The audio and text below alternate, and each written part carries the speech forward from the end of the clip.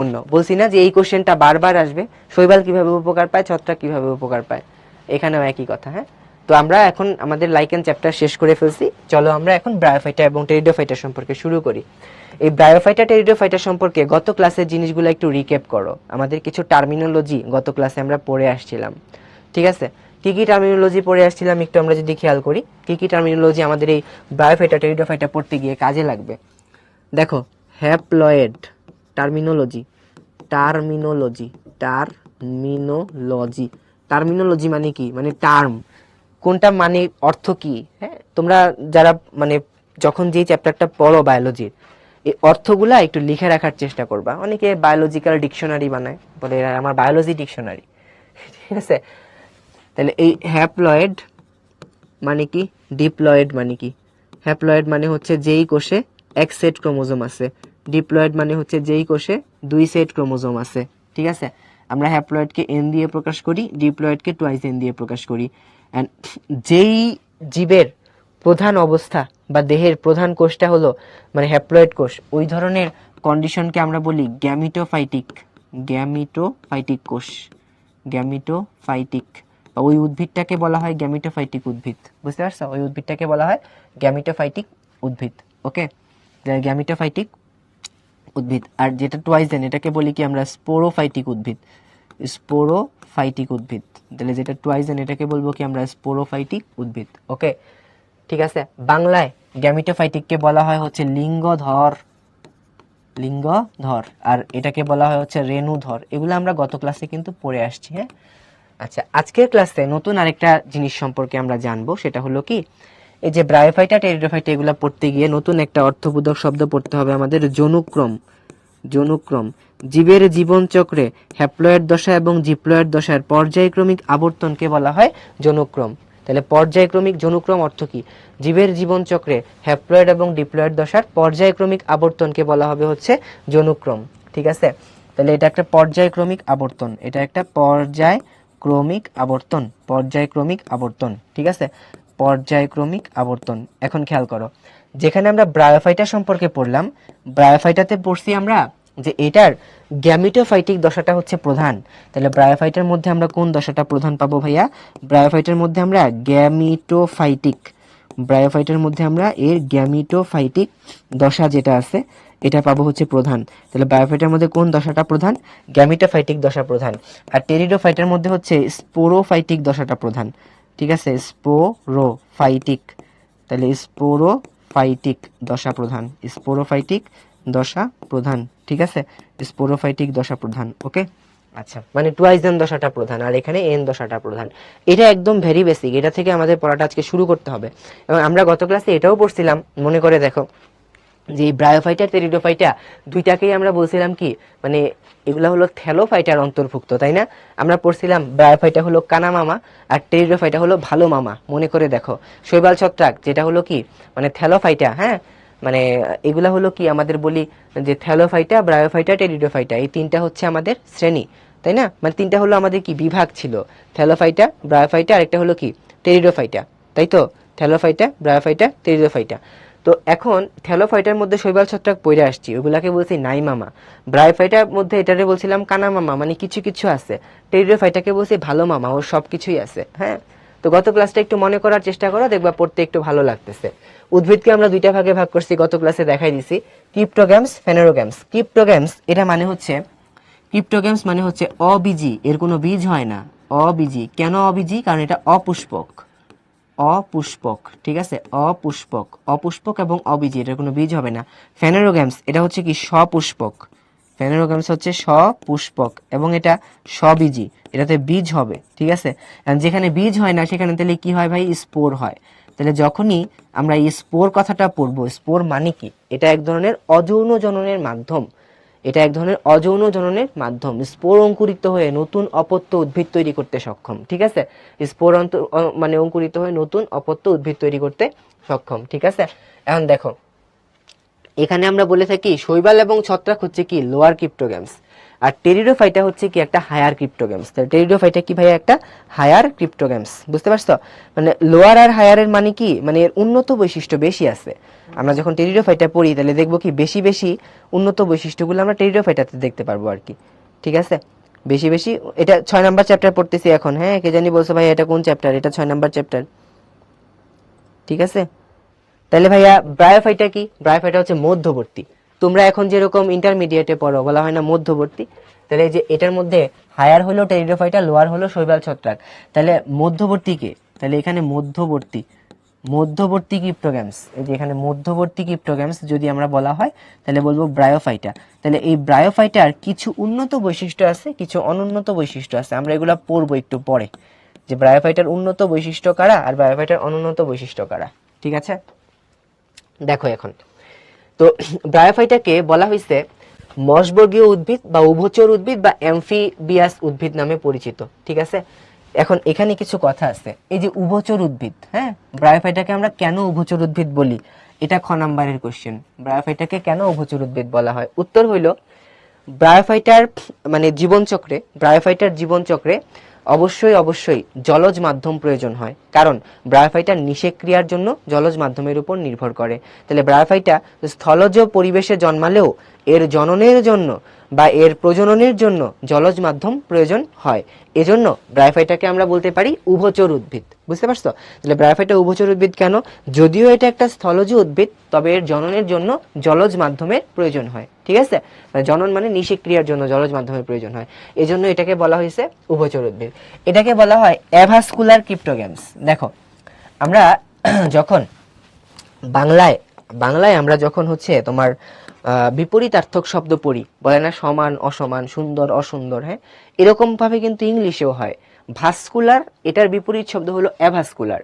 গত ক্লাসে তোমাদেরকে পড়াইছিলাম, খেয়াল করে দেখো যে এর মধ্যে মানে ভাস্কুলার টিস্যু কোথায় আছে? ভাস্কুলার টিস্যু পাওয়া যায় হচ্ছে আমরা বলে থাকি টেরিডোফাইটার পর থেকে যারা আছে তারা।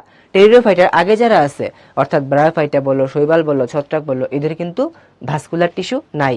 বলছিলাম যে এদের গাড়ি নাই, বাড়ি নাই, গাড়ি কোত্থেকে আসবে, হ্যাঁ তাই না? সো এরা হলো অ্যাভাস্কুলার। তাহলে যেখানে ভাস্কুলার টিস্যু বা আমাদের হচ্ছে পরিবহন টিস্যু অনুপস্থিত তাদেরকে বলবো আমরা অ্যাভাস্কুলার ক্রিপ্টোগ্যামস। এখন আসো এই ব্রায়োফাইটার যে বিভাগ আছে, ব্রায়োফাইটার বিভাগের 3টা শ্রেণী আছে। হ্যাপাটিকি, ঠিক আছে? 3টা শ্রেণী আছে, একটা হলো হ্যাপাটিকি, একটা হলো অ্যান্থোসিরোটি, একটা হলো মাসাই। হ্যাপাটিকি, অ্যান্থোসিরোটি আর একটা হলো কি মাসাই। এখন প্রশ্ন হলো, এটাও খ নাম্বারের কোশ্চেনে আসে, লিভার ওয়ার্ড বলতে কি বোঝায়? লিভার ওয়ার্ড বলতে কি বোঝায়? তো তুমি তখন বলবা যে হ্যাপাটিকি শব্দ মানে হ্যাপাটিকি শ্রেণীর ব্রায়োফাইটার অন্তর্ভুক্ত, এগুলো প্রত্যেকটা অল্প কথায় লিখবা, ফুল মার্কস পাবা। ব্রায়োফাইটার অন্তর্ভুক্ত হ্যাপাটিকি শ্রেণীর সদস্যকে লিভার ওয়ার্ড বলা হয়, ঠিক আছে? লিভার ওয়ার্ড বলা হয়। তারপরে লিখবা কারণ হলো এই হ্যাপাটিকি সদস্য যারা আছে, এই হ্যাপাটিকি সদস্যের অন্তর্ভুক্ত যারা আছে, এদের বাহ্যিক গঠন দেখতে অনেকটা যকৃতের মতো, ঠিক আছে? বা ইংলিশে এটাকে লিভারের মতো বলা হয়, এজন্য এটাকে বলা হয়েছে লিভার ওয়ার্ড, ঠিক আছে? এই যে দেখো লিভার দেখতে অনেকটা এরকম না, এই যে আমাদের হেপাটিকি শ্রেণীর সদস্য যারা আছে এরা দেখতে অনেকটা লিভারের মতো গঠন বা যকৃতের মতো গঠন, এজন্য এদেরকে বলা হয় হচ্ছে আমাদের এটা, এজন্য এদেরকে বলা হয় হচ্ছে মানে লিভার ওয়ার্ড, ঠিক আছে? এই যে এখানে বলছে লিভার ওয়ার্ড ব্যবহার করা হয়। তাহলে হেপাটিকি, অ্যান্থোরেসিটি আর একটা হলো কি মাসাই। এবারে আসো, এগুলার না অনেক সংখ্যামূলক তথ্য আছে। সংখ্যামূলক তথ্য যারা বায়োলজি ভালোবাসো তারা পড়বা, যারা বায়োলজি ভালোবাসো না এই ধরনের কম গুরুত্বপূর্ণ সংখ্যামূলক তথ্য তোমাদের দরকার নাই, ঠিক আছে? আর যেগুলা সংখ্যামূলক তথ্য অবশ্যই লাগবে সেটা তো আমি লিখেই দিব, পড়াই দিব। তাহলে এখানে কিছু সংখ্যামূলক তথ্য বই দেখে পড়ে নিবা। এটা কি জন্য লাগবে? যারা মেডিকেল প্রিপারেশন নিবা বা অন্যান্য বায়োলজি রিলেটেড প্রিপারেশন যারা ভালো নিতে চাও, যেমন হচ্ছে কয়টা তোমার প্রজাতি পাওয়া গেছে, ঠিক আছে? বাংলাদেশে কয়টা পাওয়া যায়, পৃথিবীতে কয়টা পাওয়া যায়, এই টাইপের কিছু ইনফরমেশন আছে। ব্রায়োফাইটের বৈশিষ্ট্য এটা গত ক্লাসেই পড়াই ফেলছি। তাহলে দেখো এর দেহটা মূলকাণ্ড পাতায় ভাগ করা যায় কি যায় না বলো? ব্রায়োফাইটের দেহ মূলকাণ্ড পাতায় ভাগ করা যায় কি যায় না বলো? আচ্ছা, ফাহিম জিজ্ঞাসা করছে যে এই চ্যাপ্টার কি এইচএসসি তে কোশ্চেন আসে? শোনো ফাহিম, কোশ্চেন আসতে পারে, হ্যাঁ একবারে যে আসবে না বলা যাবে না। এই চ্যাপ্টার অন্যান্য চ্যাপ্টারের থেকে কম গুরুত্বপূর্ণ, কিন্তু আসতেও পারে। ব্রায়োফাইটার দেহকে মূলকাণ্ড পাতায় ভাগ করা যায় না। যার দেহকে মূলকাণ্ড পাতায় ভাগ করতে পারবা না তাকে বলবা থ্যালয়েড, ঠিক আছে? এখন একটা কথা বলছিলাম, ব্রায়োফাইটা ও তো কানা মামা, ঠিক আছে? নাই মামার চেয়ে একটু ভালো। ব্রায়োফাইটার মূল না থাকলেও মূলের পরিবর্তে এককোষী রাইজয়েড আছে। রাইজয়েড আর মূলের কাজ কিন্তু সেম, জাস্ট ডিফারেন্সটা হচ্ছে কি মূল সাধারণত বহুকোষী হয়ে থাকে, রাইজয়েড হচ্ছে এককোষী হয়ে থাকে, ঠিক আছে। এবং এর মধ্যে বহুকোষী স্কেল থাকে। স্কেল কথার মানে কি? স্কেল মানে হলো আবরণী, স্কেল মানে হলো আবরণী, ঠিক আছে। স্কেল মানে হলো আবরণী, ওকে। এর ভাস্কুলার টিস্যু নাই, গত দিন থেকে পড়তেছি। এর যৌন জানন উগ্যামাস প্রকৃতির। উগ্যামাস মানে কি? স্ত্রী জনন কোষ যেটা আছে এটা সাধারণত বড় আকারের হয়ে থাকে এবং এটা সাধারণত নিশ্চল হয়ে থাকে, আর পুংজনন কোষটা সাধারণত সচল হয়ে থাকে, ঠিক আছে। যৌনক্রম গ্যামিটোফাইটিক দশা প্রধান, স্পোরোফাইটিক দশা গৌণ, এটাও আমরা পড়ে ফেলছি, ঠিক আছে। এখানে একটু কথা আছে, ধরো এখানে আমাদের কিছু টার্ম শেখা লাগবে, কিছু নতুন কিছু টার্ম শেখা লাগবে, ব্রায়োফাইটা রিলেটেড টার্ম, ঠিক আছে। আবারও এখানে বলতেছি টার্মিনোলজি, টার্মিনোলজি, ঠিক আছে। ব্রায়োফাইটা রিলেটেড কিছু আমরা টার্মিনোলজি এখানে শিখবো, হ্যাঁ। ব্রায়োফাইটার দেখা যায় কি এর স্পোরোফাইটিক দশা মানে টুয়াইজেন দশা যেটা, এটার একক সত্তা নাই। এই টুয়াইজেন দশাটা এন বা হ্যাপ্লয়েড দশার উপর নির্ভর করে। জিনিসটা অনেকটা এরকম, হ্যাঁ। ধরো এখানে আমরা একটা ব্রায়োফাইটা দেখতে পাচ্ছি, ঠিক আছে। ধরো এটা একটা ব্রায়োফাইটা, সো এই ব্রায়োফাইটাটার এটা হচ্ছে কি নিচের যে অংশটুকু আমরা দেখাইলাম, এই অংশটুকু হচ্ছে এই অংশটুকু হচ্ছে কি তার গ্যামিটোফাইটিক অংশ, এই অংশটুকু তার গ্যামিটোফাইটিক অংশ, গ্যামিটোফাইট, ঠিক আছে। আর এই যে উপরের যে অংশটুকু, এই অংশটুকু হচ্ছে কি তার একটা স্পোরোফাইটিক অংশ, বুঝতে পারছো? এই অংশটুকু হচ্ছে তার একটা স্পোরোফাইটিক অংশ। এটা কোনটার মানে কি আমি বুঝাই দিচ্ছি। এটা হলো তার স্পোরোফাইটিক অংশ, স্পোরোফাইটিক অংশ, ঠিক আছে। এটা হলো তার স্পোরোফাইটিক অংশ, মানে স্পোরোফাইটিক অংশ যেটা সম্পূর্ণভাবে গ্যামিটোফাইটিক অংশের উপর নির্ভর করে, আলাদা কোনো স্বতন্ত্র অবস্থান নাই এটার। এখন এই স্পোরোফাইটিক অংশটার বিভিন্ন জায়গা মানে অংশ আছে। এই যে অংশটা দিয়ে সে গ্যামিটোফাইটিক অংশের সাথে যুক্ত আছে, এটার নাম হলো কি পদ বা ফুট অংশ বলতে পারো। এই যে এখানে দণ্ডের মতো যে অংশটা দেখতে পাচ্ছ, এটার নাম হলো কি সিটা, এটার নাম হলো সিটা। আর এই যে এখানে যে মানে প্রসারিত অংশটুকু দেখা যাচ্ছে, এটা হলো কি ক্যাপসুল, এটা হলো ক্যাপসুল, ঠিক আছে। তাহলে ক্যাপসুল জিনিসটা কি? এই ক্যাপসুল তুমি বায়োলজি পড়তে গিয়ে অনেক জায়গায় পাবা। কিছু কিছু জায়গায় থাকে আবরণীকে বলা হয় ক্যাপসুল, যেমন রেনাল ক্যাপসুল, হ্যাঁ। আবার ওষুধ খায় না ক্যাপসুল, ওষুধ খায়, হ্যাঁ, ওইটা আবার আলাদা জিনিস। কিন্তু আবার এখানে বোটানি পড়তে গিয়ে আমরা, বিশেষ করে ব্রায়োফাইটা পড়তে গিয়ে ক্যাপসুল বলতে আমরা বুঝতেছি হচ্ছে যেখানে স্পোর উৎপন্ন হয়, ঠিক আছে, স্পোর উৎপন্নকারী টিস্যু। তাহলে ক্যাপসুল মানে আমরা বলতেছি হচ্ছে স্পোর উৎপন্নকারী টিস্যু, স্পোর উৎপন্নকারী টিস্যু, ঠিক আছে, স্পোর উৎপন্নকারী টিস্যু, ঠিক আছে। স্পোর উৎপন্নকারী টিস্যু যেটা, সেটা হচ্ছে কি ক্যাপসুল। তাহলে এই ক্যাপসুল হচ্ছে কার উপর ডিপেন্ড করতেছে? আলটিমেটলি গ্যামিটোফাইটিক অংশের উপর ডিপেন্ড করতেছে, ওকে। আচ্ছা, এখন আসো নতুন করে এখানে নতুন কিছু টার্মিনোলজি আমরা পাবো। তাহলে এই আমরা কি কি টার্মিনোলজি শিখলাম এখানে? এই ক্যাপসুল সম্পর্কে জানলাম, হ্যাঁ। তারপরে হচ্ছে গ্যামিটোফাইটিক অংশ, স্পোরোফাইটিক অংশ সম্পর্কে আমরা জানলাম। এবারে আসো আমাদের আরো কিছু টার্মিনোলজি শিখা। একটা অংশের নাম হলো প্রোটোনেমা, প্রোটোনেমা। তাহলে প্রোটোনেমা মানে কি?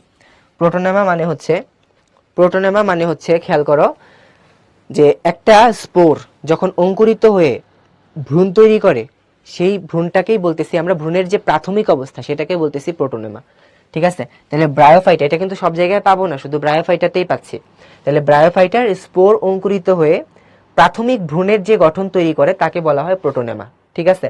তাহলে মানে স্পোর অঙ্কুরিত হয়ে ভ্রূণের প্রাথমিক গঠন যেটা পাওয়া যায় তাকে বলা হয় প্রোটোনেমা, ভ্রূণের প্রাথমিক গঠন। এটা কিন্তু ব্রায়োফাইটার জন্য, ঠিক আছে। ব্রায়োফাইটার স্পোর অঙ্কুরিত হয়ে, ব্রায়োফাইটার স্পোর অঙ্কুরিত হয়ে, ঠিক আছে, ব্রায়োফাইটার স্পোর অঙ্কুরিত হয়ে ভ্রূণের প্রাথমিক গঠন যেটা তৈরি করবে সেটাই হচ্ছে কি আমাদের এই প্রোটোনেমা। ভ্রূণের যে প্রাথমিক গঠন তৈরি করবে সেটা হলো কি প্রোটোনেমা। বই পড়তে গিয়ে তোমরা আরো একটা টার্ম পাবা, সেই টার্মটার নাম হলো কলুমেলা, কলুমেলা, ঠিক আছে। এই কলুমেলা মানে কি? চলো কলুমেলা সম্পর্কে বুঝি। ধরো আমি যদি এই ক্যাপসুল যে অংশটা আছে এটাকে ধরো কেটে নিব, মানে সামনাসামনি, মানে এটাকে আমি এরকম যদি লম্বচ্ছেদ যদি করি, ধরো এই ক্যাপসুলটাকে যদি আমি লম্বচ্ছেদ করি, আমি এরকম একটা অংশ পাবো, ঠিক আছে, এইরকম একটা অংশ পাবো, ঠিক আছে, এই যে এটার একটা এরকম কেন্দ্রীয় একটা অক্ষ পাবো, একটা কেন্দ্রীয় অক্ষ পাবো, এর চারদিকে এখানে স্পোর তৈরি হবে। এই ক্যাপসুল যেটা এই কেন্দ্রীয় অক্ষের চারদিকে এরকম স্পোর তৈরি হবে। তাহলে ক্যাপসুলের অভ্যন্তরে যে কেন্দ্রীয় অক্ষ থাকে তাকে বলা হয় হচ্ছে কোলোমেলা। তাহলে ব্রায়োফাইটার ক্যাপসুলের অভ্যন্তরে যে কেন্দ্রীয় অক্ষ থাকে সেই অক্ষটাকেই বলা হয় হচ্ছে কলোমেলা। ঠিক আছে, তাহলে কলোমেলা মানে কি? ব্রায়োফাইটার কেন্দ্রীয় মানে ব্রায়োফাইটার ক্যাপসুলের কেন্দ্রীয় অক্ষ, ব্রায়োফাইটার ক্যাপসুলের কেন্দ্রীয় অক্ষকে বলা হয় কলোমেলা। তাহলে আমরা প্রোটোনেমা শিখলাম, কলোমেলা শিখলাম, ক্যাপসুল শিখলাম। ঠিক আছে, তাহলে প্রোটোনেমা, কলোমেলা, ক্যাপসুল। ঠিক আছে, প্রোটোনেমা, কলোমেলা, ক্যাপসুল, এই তিনটা কথা সবার কি ক্লিয়ার হয়েছে কিনা একটু ইয়েস রেসপন্স করে জানাও। না, ব্রায়োফাইটা ঢেকি শাক না, ঢেকি শাক হলো টেরিডোফাইটা, ব্রায়োফাইটা হলো মস জাতীয় উদ্ভিদ, এটাকে থ্যালাস বলা যায়। হ্যাঁ ঠিক আছে, অলমোস্ট সবাই বলছে ঠিকঠাক। যারা দুই একজন বলছো যে ভাইয়া বুঝি নাই, তোমাদের কোন জায়গাটায় বুঝতে অসুবিধা হয় একটু বলো, আমি ক্লিয়ার করতেছি। অথবা তোমরা এই রেকর্ড পোর্শনটুকু একটু আবার শুনো, তাইলেই হয়ে যাবে। ঠিক আছে, কলোমেলা মানে কি? কলোমেলা হচ্ছে এই যে দেখো, ক্যাপসুলের ক্যাপসুলের অভ্যন্তরের যে কেন্দ্রীয় অক্ষ, আমাদের কলমের একটা কেন্দ্রীয় অক্ষ কি থাকে? কলমের শীষ থাকে না? কিন্তু এখানে এই ক্যাপসুলের অভ্যন্তরের যে কেন্দ্রীয় অক্ষ, যার চারদিকে স্পোর উৎপন্ন হয়, তাকেই বলা হয় কলোমেলা। ঠিক আছে, তাকেই বলা হয় কলোমেলা। এই কলোমেলা থাকাটা ব্রায়োফাইটার একটা উন্নত বৈশিষ্ট্যের পর্যায়ে পড়ে। ঠিক আছে, কলোমেলা থাকাটা ব্রায়োফাইটার একটা উন্নত বৈশিষ্ট্য পর্যায়ের মধ্যে পড়ে। ঠিক আছে, ওকে, বলছি মোটামুটি, তাহলে আমাদের এগুলা কিন্তু পড়া হয়েই গেল। ওকে, আচ্ছা, এবারে আসো, হোমোস্পোরাস কথাটার মানে কি? হোমোস্পোরাস কথাটার মানে হলো এটার স্ত্রী স্পোর এবং পুং স্পোর বা স্ত্রী জনন কোষ এবং পুং জনন কোষ একই রকম দেখতে। হোমো মানে এক, ঠিক আছে, তাহলে এদের স্ত্রী জনন কোষ এবং পুং জনন কোষ একই রকম হওয়ার কারণে এটাকে বলা হয়েছে হোমোস্পোরাস।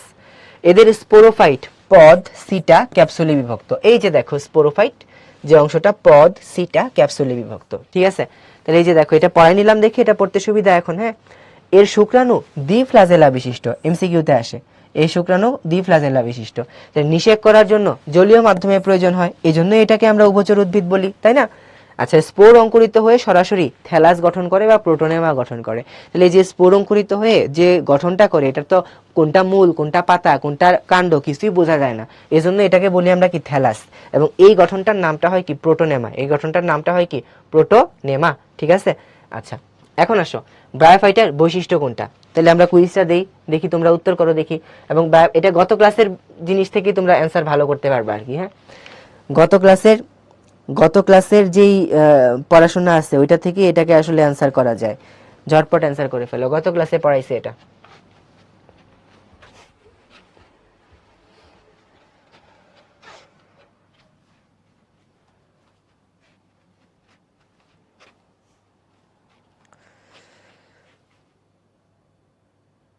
এই ব্রায়োফাইটার বৈশিষ্ট্য কোনটি? কতজন উত্তর করছো? এই আল্লাহ নাউজুবিল্লাহ, কি উত্তর করতেছে এগুলা? ব্রায়োফাইটা কি স্পোরোফাইটিক?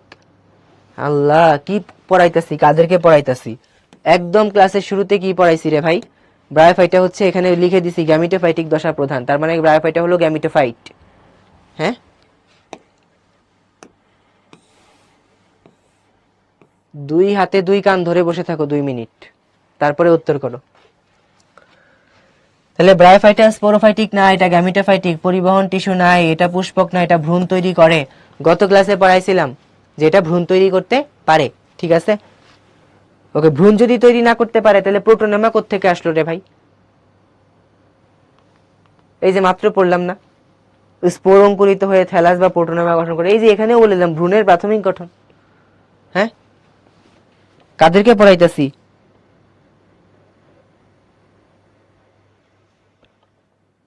আর কোনো পলি দিব না ক্লাসের মধ্যে, আর কোনো কুইজই দিব না। আবেগে বিবেক কাজ করাইতে হবে ভাই, আবেগ কাজ করাই লাভ নাই। শোনো, আজকে ঢাকা বিশ্ববিদ্যালয়ের পরীক্ষা হয়ে গেল। হ্যাঁ, আর কিছুদিন পর বুয়েটের পরীক্ষা হয়ে যাবে, মেডিকেলের তো রেজাল্টই হয়ে গেছে। ক্যান্ডিডেট কিন্তু এখন তোমরা, এই কথাটা স্মরণ আছে ভাইয়া? বলো, কিছুদিন পরে এইচএসসি পরীক্ষা দিবা, একটু মনোযোগ দিয়ে ক্লাসটা করতে হবে। এমন তো কিছু না যে আমি এখানে অনেক বেশি কঠিন জিনিস পড়াচ্ছি। বায়োলজি এমনি বোরিং সাবজেক্ট, বিতে বায়োলজি, বিতে বোরিং, আবার বিতে কিন্তু ভালো। ঠিক আছে, সো তুমি একটু ভালো যদি করতে চাও, একটু যদি পড়তে চাও, একটু কষ্ট করে পড়ো না ভাই। হ্যাঁ, ঠিক আছে, জানি পড়তে খারাপ লাগে, জানি তো পড়তে খারাপ লাগে।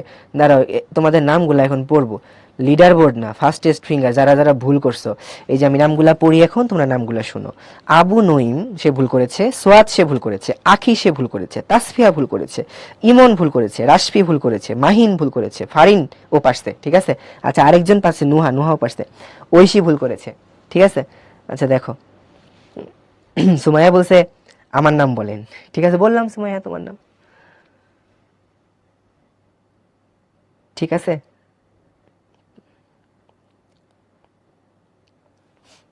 রাগ তো করি না, আমাদের কি রাগ করা সাজে? আমরা ডাক্তার মানুষ, ডাক্তারের কোনো সময় রাগ করতে নেই, ঠিক আছে। ওকে, ঠিক আছে।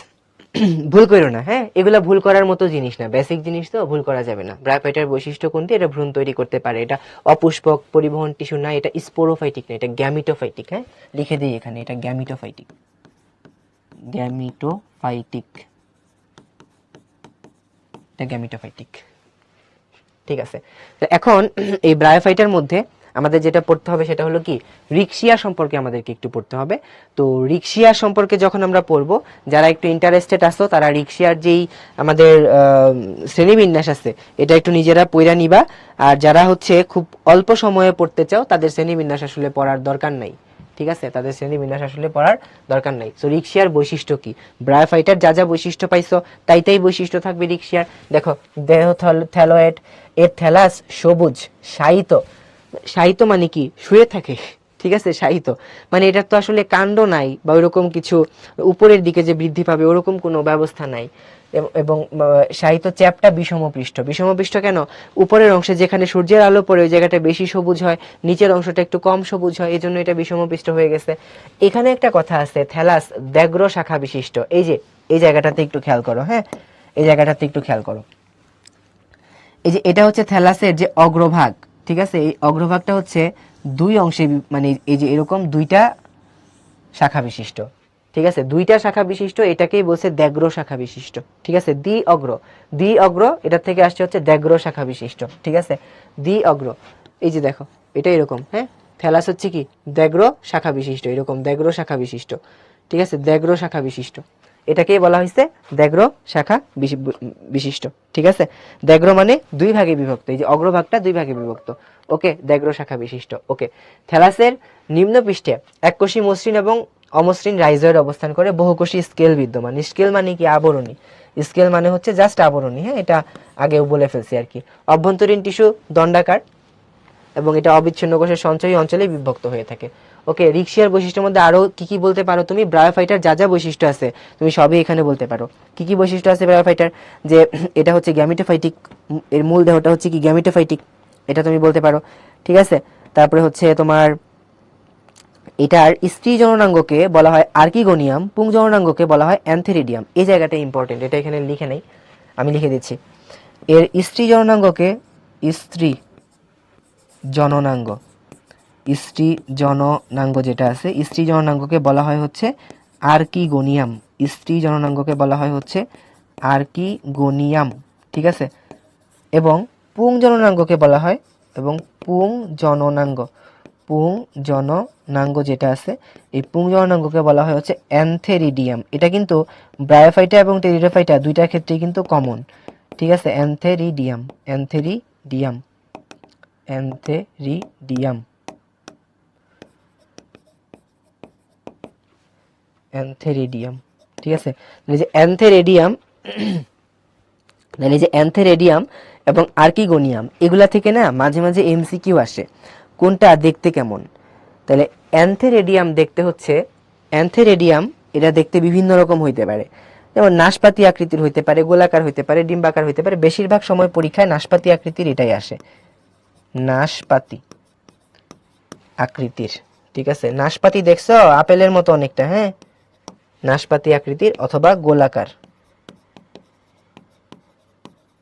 অথবা ডিম্বাকার, নাশপাতি আকৃতির হইতে পারে অথবা গোলাকার হইতে পারে অথবা ডিম্বাকার হইতে পারে।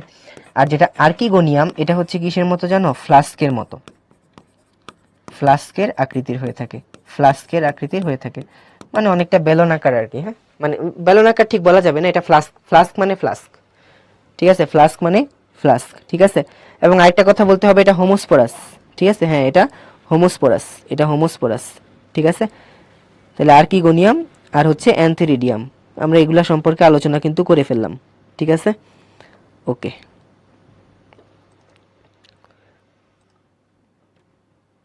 ঠিক আছে, তাহলে বাহ্যিক গঠন দেখতে কেমন দেখো, রিক্সিয়ার বাহ্যিক গঠন যদি বলি, রিক্সিয়ার বাহ্যিক গঠন দেখতে থ্যালয়েড, এই যে দ্বি অগ্র শাখা বিশিষ্ট, দ্যাগ্র শাখা বিশিষ্ট, দেখতে অনেকটা গোলাপের পাপড়ির মতো, পুরাটা যখন সজ্জিত অবস্থায় আছে দেখতে গোলাপের পাপড়ির মতো হয়েছে, এই জন্য এটাকে বলা হয় রোজেট। এই রোজেট নামটা তোমরা আবার ম্যালেরিয়া পরজীবী পড়তে গিয়ে পাবা। এর থ্যালাসে মধ্যশিরা থাকে, এই যে শিরাটা দেখতে পাচ্ছ এখানে, হ্যাঁ এটাকে বলা হয় মধ্যশিরা। এই যে এখানে মাঝখান দিয়ে যে শিরাটা আছে এটার নাম হচ্ছে মধ্যশিরা, হ্যাঁ এই যেগুলো মধ্যশিরা, এগুলো মধ্যশিরা, হ্যাঁ মধ্যশিরা থাকে। অগ্রস্থ খাঁজ, বহুকোষী স্কেল, এককোষী রাইজয়েড বিদ্যমান, এটা বাহ্যিক গঠন হলো। অভ্যন্তরীণ গঠন, এই অভ্যন্তরীণ রিক্সিয়ার অন্তর্গঠন বা অভ্যন্তরীণ গঠন যাই বলি না কেন, এটা সিকিউ কোশ্চেনে আসে, এটা গ অথবা ঘতে আসে, এটা গ ঘতে আসে, হ্যাঁ এটা সিকিউ কোশ্চেনে আসে, গ ঘতে আসে, ডাবল স্টার, ডাবল স্টার, গ ঘতে আসে। তাহলে যখন গ ঘতে আসবে কি করবা ভাইয়া, এটা ছবি আঁকাটা শিখতে হবে, এটা ড্রয়িং লেভেল শিখবা, এটার ছবি আঁকা শিখবা, ঠিক আছে, চিত্র, এই চিত্রটা শিখতে হবে, এই চিত্রটা শিখতে হবে, আহামরি কঠিন কিছু না। তোমরা কিভাবে ছবিটাকে সহজে আঁকবা সেটা যদি দেখাই, মানে আমি জাস্ট একটু ধরাই দিই ছবিটা কিভাবে আঁকা যায়। প্রথমে এরকম একটা পেয়ালার মতো অংশ আঁকবা, ঠিক আছে, প্রথমে এরকম একটা পেয়ালার মতো অংশ আঁকবা, পেয়ালার মতো অংশ এঁকে এই যে এদিকে কিছু কিছু কিছু জায়গায় এরকম বৃদ্ধি করবা, ঠিক আছে, এরকম কিছু কিছু জায়গায় বৃদ্ধি করবা, হ্যাঁ এই যে এরকম কিছু কিছু প্রবৃদ্ধি দিবা আর কি, ঠিক আছে, মানে এরকম কিছু কিছু দণ্ডাকার, এরকম কিছু কিছু প্রবৃদ্ধি দিবা, মানে এরকম কিছু কোষের অংশ দিবা। মানে এগুলা সম্পূর্ণটা এরকম সোজা টান দিয়ে আঁকলে একটু দেখতে খারাপ লাগে, অনেকে এরকম টান দিয়ে আঁকে, অসুবিধা নেই, তোমাদের দিকে নাম্বার কাটবে না, ঠিক আছে। তুমি জাস্ট মানে আমি তোমাকে জাস্ট দেখাইলাম আর কি, হ্যাঁ আমি তোমাদেরকে জাস্ট দেখাইলাম, মানে এটাকে একটু এরকম এরকম করে দিলে জিনিসটা দেখতে সুন্দর হয়, সময় বেশি লাগে কিন্তু দেখতে সুন্দর হয়। তো এটা ডিপেন্ড করবে পরীক্ষার হলে, তোমার যদি সময় কম থাকে তুমি এরকম সোজা লম্বা টান দিয়ে এরকম জাস্ট কোষ করে দিবা আর কি, হ্যাঁ। আচ্ছা, তারপরে নিচের দিকের যে কোষগুলা, এই যে নিচের দিকের যে কোষগুলা, হ্যাঁ এই কোষগুলাকে তুমি একটু এরকম মানে এটা পেন্টাগোনাল অথবা হেক্সাগোনাল এরকম কিছু শেপ আঁকবা। এটা তো আমরা বলে বলে থাকি প্যারেনকাইমা কোষ দিয়ে তৈরি হয়েছে, ছোটবেলায় প্যারেনকাইমা কোষ সম্পর্কে শিখছো না, যে এটা হচ্ছে সবগুলা একই রকম দেখতে হয়, পঞ্চভুজাকৃতির হইতে পারে, ষড়ভুজাকৃতির হইতে পারে, এরকম কথাবার্তা কিন্তু ছোটবেলায় তোমরা পড়ে আসছো, তাই না। এই যে এরকম করে তুমি বাকি অংশটুকু ফিল আপ করবা। আর এখানে ইম্পর্টেন্ট যে জিনিসগুলা সেটা একটু খেয়াল করতে হবে। এখানে সবগুলাতে এরকম ফোটা ফোটা ফোটা ফোটা দিয়ে বোঝাবা কি, এগুলা হলো ক্লোরোপ্লাস্ট যুক্ত, এগুলা হলো ক্লোরোপ্লাস্ট যুক্ত, কিন্তু এটার যে অগ্রস্থ যেই কোষটা থাকবে এই কোষটার মধ্যে কোনো ফোঁটা দেওয়া যাবে না, তার মানে ওই কোষটা ক্লোরোপ্লাস্ট যুক্ত নয়। এবং নিচের দিক থেকে এখানে একটু এরকম ইরেজার দিয়ে মুছবা, মুছে এখানে এরকম রাইজয়েড বানাবা, ঠিক আছে, এরকম রাইজয়েড বানাবা, ঠিক আছে, রাইজয়েড বানাবা এবং স্কেল বানাবা, ঠিক আছে। স্কেল, স্কেল মানে কি, যে আবরণী, তাহলে এই দুইটাকে আমি দিলাম হচ্ছে স্কেল, ঠিক আছে, স্কেল মানে এরকম আবরণী। আর এই যে মাঝখানে মাঝখানে এখানে এখানে কয়েকটা এরকম রাইজয়েড দিবা, রাইজয়েডগুলো একটু চিকন করে দিবা আর কি, স্কেল আর রাইজয়েডের মধ্যে একটু পার্থক্য রাখতে হবে, হ্যাঁ। আর বাকি যে অংশটুকু থাকবে সম্পূর্ণ অংশটুকু এরকম জিগজ্যাগ করে মিশাই দিবা, তবে একটা নিম্নত্বক দিতে হবে, নিম্নত্বকটাই যে এরকম এরকম কোষ করে দিবা, বুঝতে পারছো। মানে এটা যেহেতু ছবি আঁকা আসে এই জন্য একটু শিখাই দিলাম আর কি, হ্যাঁ। তোমরা অনেকে হচ্ছে বলো যে ভাই আমরা ছবি আঁকতে পারি না, আমিও ছবি আঁকতে পারি না, কিন্তু আমি তো বায়োলজি সার্ভাইভ করে আসছি, তো তোমরাও পারবা, কেন পারবা না, আহামরি কঠিন কিছু না ছবি আঁকা, হ্যাঁ। আচ্ছা এখন আসো, তাহলে ছবি আঁকার প্রশ্নটুকু গেল। আমি কিন্তু সবসময় চেষ্টা করি তোমাদেরকে একদম পরীক্ষা ওরিয়েন্টেড পড়ানোর জন্য, যে পরীক্ষায় তুমি কিভাবে অ্যাপ্রোচ করবা, কারণ এখন তো আমরা আসলে পরীক্ষার জন্যই প্রিপারেশন নিচ্ছি বেশিরভাগ, তাই না। আচ্ছা তাহলে এখন দেখো, অভ্যন্তরীণ গঠনে আমরা তিনটা অংশ দেখতে পাই, ফটোসিনথেটিক অংশ, সঞ্চয়ী অংশ, আর একটা হলো কি নিম্নত্বক। তাহলে একটা ফটোসিনথেটিক অংশ, একটা হলো সঞ্চয়ী অংশ, আর একটা হলো কি নিম্নত্বক। ফটোসিনথেটিক যে অংশটা পাচ্ছ এটা দিয়ে তোমরা কি বুঝতেছো, বোঝাই যাচ্ছে এই অংশটা ফটোসিনথেসিস করবে, ঠিক আছে, ফটোসিনথেসিস করবে। তাহলে ফটোসিনথেসিস যারা হচ্ছে করবে, তার মানে এই কোষগুলা কোন ধরনের কোষ হবে ভাইয়া বলো তো। এই কোষগুলা হচ্ছে আমাদের ক্লোরোপ্লাস্ট যুক্ত কোষ হবে বা ক্লোরোফিল যুক্ত কোষ হবে, ঠিক আছে, ক্লোরোপ্লাস্ট যুক্ত কোষ হবে, ঠিক আছে, এই যে ক্লোরোপ্লাস্ট যুক্ত কোষ। তাহলে এই যে ক্লোরোপ্লাস্ট যুক্ত কোষগুলা যে মানে আমাদের ফটোসিনথেটিক অঞ্চলটা তৈরি করবে, এখানে খেয়াল করবা যে এই যে এগুলা হলো কি মানে দেখতে অনেকটা নলাকার, এরকম নলাকার গঠন তৈরি করছে, অনেকগুলা কোষ মিলে এরকম দণ্ডাকার বা নলাকার গঠন তৈরি করছে। এর মাঝখানে মাঝখানে বায়ুরন্ধ্র আছে, ঠিক আছে। এই কোষগুলো সাধারণত ক্লোরোপ্লাস্ট যুক্ত, কারণ এরা ফটোসিনথেসিস করতে হবে বা সালোক সংশ্লেষণ করতে হবে। কিন্তু অগ্রভাগের যে কোষটি সেটি ক্লোরোপ্লাস্ট বিহীন বা ক্লোরোফিল বিহীন। ক্লোরোফিল বিহীন হওয়ার জন্য লাভ কি হলো, এটা একটা ঊর্ধ্ব ত্বক তৈরি করতে পারলো, এটা একটা ঊর্ধ্ব ত্বক তৈরি করতে পারলো। এই যে এখানে যে সূত্রাকারে কোষগুলা বিন্যস্ত আছে বা দণ্ডাকারে বিন্যস্ত আছে, এই দণ্ডগুলাকে বলা হয় হচ্ছে আত্তীকরণ সূত্রক, ঠিক আছে। তাহলে এই যে আত্তীকরণ অঞ্চলের মধ্যে কিভাবে তৈরি হবে দেখো, আত্তীকরণ সূত্রক তৈরি হবে। কি দিয়ে তৈরি হবে আত্তীকরণ সূত্রকটা? এই যে ক্লোরোপ্লাস্ট যুক্ত কোষ দিয়ে তৈরি হবে, অনেকগুলা ক্লোরোপ্লাস্ট যুক্ত কোষ, এই যে এগুলা হলো এক একটা আত্তীকরণ সূত্রক, বুঝতে পারছো? যে এটা একটা আত্তীকরণ সূত্রক, আত্তীকরণ সূত্রক, এগুলা হলো এক একটা আত্তীকরণ সূত্রক, ঠিক আছে। এগুলা কি দিয়ে তৈরি হয়েছে? ক্লোরোপ্লাস্ট যুক্ত কোষ দিয়ে তৈরি হয়েছে, হ্যাঁ। আচ্ছা, এবারে আসো সঞ্চয়ী অঞ্চল। আমি তো বলেই দিচ্ছি ভাইয়া, সঞ্চয়ী অঞ্চল মানে হচ্ছে এটা প্যারেনকাইমা কোষ দিয়ে তৈরি হয়েছে, জাস্ট এইটুকু লিখতে পারলেই হবে যে সঞ্চয়ী অঞ্চল প্যারেনকাইমা কোষ দিয়ে তৈরি হয়েছে। এবং এই সঞ্চয়ী অঞ্চলের মধ্যে কিন্তু আন্তঃকোষীয় কোনো ফাঁকা জায়গা নাই, আত্তীকরণের মধ্যে আন্তঃকোষীয় ফাঁকা জায়গা কিন্তু ছিল। এরপরে আসা হচ্ছে নিম্নতক। নিম্নতক হচ্ছে মানে নিম্নতক হচ্ছে এক সারি কোষে তৈরি হয়েছে। এই যে দেখো, এই যে এক সারি, যে এখানে যে কোষ, এই যে দেখো, এই যে সারিটা, এই সারিটা হচ্ছে নিম্নতক, বুঝতে পারছো? তাহলে নিম্নতক হচ্ছে এক সারি কোষে তৈরি হয়। ওকে, নিম্নতক থেকে অসংখ্য রাইজয়েড উৎপন্ন হয়। এই যে এগুলা হলো অসংখ্য রাইজয়েড, নিম্নতক থেকে রাইজয়েড উৎপন্ন হয়। রাইজয়েডের কাজ কি? মূলের মতো কাজ করে, হ্যাঁ। মূল নাই কিন্তু মূলের কাজটা কে করে থাকে? রাইজয়েড করে থাকে। ওকে, তাহলে এখন দেখো রিকশিয়ার থ্যালাসে কি থাকে, এটা যদি না পারো, রিকশিয়ার থ্যালাসে কি থাকে, ঠিক আছে, রিকশিয়ার থ্যালাসে কি থাকে আমি এটা দিচ্ছি, তুমি এটা যদি না পারো খবরই আছে, কুইজ 3 দিচ্ছি। রিকশিয়ার থ্যালাসে কি থাকে? মাত্র পড়ছি, রিকশিয়ার থ্যালাসে কি থাকে, মাত্রই পড়ছি, এটা পারা উচিত। রিকশিয়ার থ্যালাসে কি থাকে?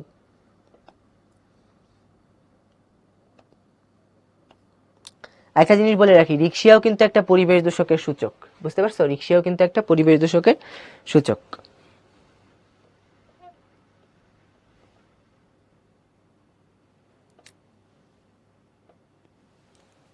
ঠিক আছে, এটা মোটামুটি ভালো পারছো, অসুবিধা নাই। চলো সামনে আগাই তাইলে। রাইজয়েড হবে উত্তর, হ্যাঁ, এতে উত্তর হবে হচ্ছে রাইজয়েড। ঠিক আছে, এবার আসো রিকশিয়ার জনন। অঙ্গজ জনন তো হচ্ছে তোমার বলা হয়েছে যে টিউবার অথবা গিমা এর সাহায্যে জনন করবে, হ্যাঁ। গিমা জিনিসটা কি, মানে এটা হলো অনেকটা ওই কুড়ির মতো, হ্যাঁ, মুকুলের মতো আর কি, ঠিক আছে। এটা রিকশিয়ার ক্ষেত্রে এটাকে বলা হয় হচ্ছে গিমা। যৌন জনন হচ্ছে অ্যান্থেরিডিয়াম আর্কিগোনিয়াম নাশপাতি আকৃতির, অ্যান্থেরিডিয়াম থেকে দ্বি ফ্লাজেলা বিশিষ্ট শুক্রাণু হবে, ফ্লাস্ক আকৃতির আর্কিগোনিয়াম থেকে নিশ্চল ডিম্বাণু উৎপন্ন হবে। শুক্রাণু সচল, ডিম্বাণু নিশ্চল, ঠিক আছে। তো এটাকে আমরা কি বলবো? উগ্যামাস প্রকৃতির যৌন জনন বলবো, ঠিক আছে। আর্কিগোনিয়ামে পৌঁছাবে কিভাবে? বৃষ্টির পানিতে বা শিশিরের মাধ্যমে। এই জন্য আমরা এটাকে কি বলে থাকি? উভচর উদ্ভিদ বলে থাকি। যৌনক্রম সুস্পষ্ট, এটা হিটারোমরফিক যৌনক্রম থাকবে। ওকে, তাহলে দেখো রিকশিয়ার পুংযৌনাঙ্গের নাম কি? অ্যান্থেরিডিয়াম। ব্রায়োফাইটার উন্নত বৈশিষ্ট্য, এই যে বলছিলাম না উন্নত বৈশিষ্ট্য সম্পর্কে পড়বো। ব্রায়োফাইটার 3টা উন্নত বৈশিষ্ট্য আছে। ব্রায়োফাইটার উন্নত বৈশিষ্ট্য মানে ব্রায়োফাইটারকে আমরা তো মধ্যবর্তী বলছি, তার মানে এটার উন্নত আছে, অনুন্নত আছে। ব্রায়োফাইটার উন্নত বৈশিষ্ট্যগুলোর মধ্যে হচ্ছে এটাতে পত্ররন্ধ্রযুক্ত এপিডার্মিস আছে। এখন এই কথার মানে কি? এই কথার মানে হলো কাণ্ডের মানে উদ্ভিদের যে অংশ থাকে, মানে ব্রায়োফাইটার যেই বাহ্যিক ত্বক আছে, ত্বকটার নামই হলো এপিডার্মিস। সাধারণত কাণ্ডের আবরণীকে এপিডার্মিস বলা হয়। ব্রায়োফাইটাকে তো আর মূল কাণ্ডে ভাগ করি না, তাহলে মানে ব্রায়োফাইটার বাহ্যিক আবরণীকে বলবো আমরা এপিডার্মিস। এই এপিডার্মিসের মধ্যে পত্ররন্ধ্র আছে। এটাকে তোমাদের বইতে লেখছে হচ্ছে স্টোমাটা। ভাই স্টোমাটা মানে কি? স্টোমাটা মানেই হলো পত্ররন্ধ্র, ঠিক আছে। স্টোমাটা যুক্ত এপিডার্মিস, এটা একটা উন্নত বৈশিষ্ট্য। স্টোমাটা যুক্ত এপিডার্মিস, এটা একটা উন্নত বৈশিষ্ট্য, হ্যাঁ। আচ্ছা, তারপরে আমরা কি পড়ছি? এই যে কলুমেলা থাকে। কলুমেলা কোথায় থাকে? কলুমেলা বিদ্যমান। কলুমেলা কোথায় থাকে আমরা পড়ছি না? কলুমেলা কোথায় থাকবে? ক্যাপসুলের মধ্যে কলুমেলা থাকবে। এবং এই যে ক্যাপসুল যেটা আছে, এই ক্যাপসুলের গোড়ায় ভাজক টিস্যু থাকে, এটাও উন্নত বৈশিষ্ট্য। এই যে ক্যাপসিউলের গোড়ায় ভাজক টিস্যু বিদ্যমান, ক্যাপসিউলের গোড়ায় ভাজক টিস্যু, ক্যাপসিউলের গোড়ায় ভাজক টিস্যু বিদ্যমান। ঠিক আছে, ক্যাপসিউলের গোড়ায় ভাজক টিস্যু বিদ্যমান। ওকে, আচ্ছা, তাহলে এটা হলো কি উন্নত বৈশিষ্ট্যের তিনটা, তাহলে এইটা হচ্ছে আমাদের উন্নত বৈশিষ্ট্য। আর এই যে এখানে আমাদের এই যে হ্যাপ্লয়েড প্রকৃতির, রাইজয়েড বিদ্যমান, অধিকাংশ থ্যালয়েড, এগুলা সবই হচ্ছে অনুন্নত বৈশিষ্ট্য, অনুন্নত বৈশিষ্ট্য, অনুন্নত বৈশিষ্ট্য।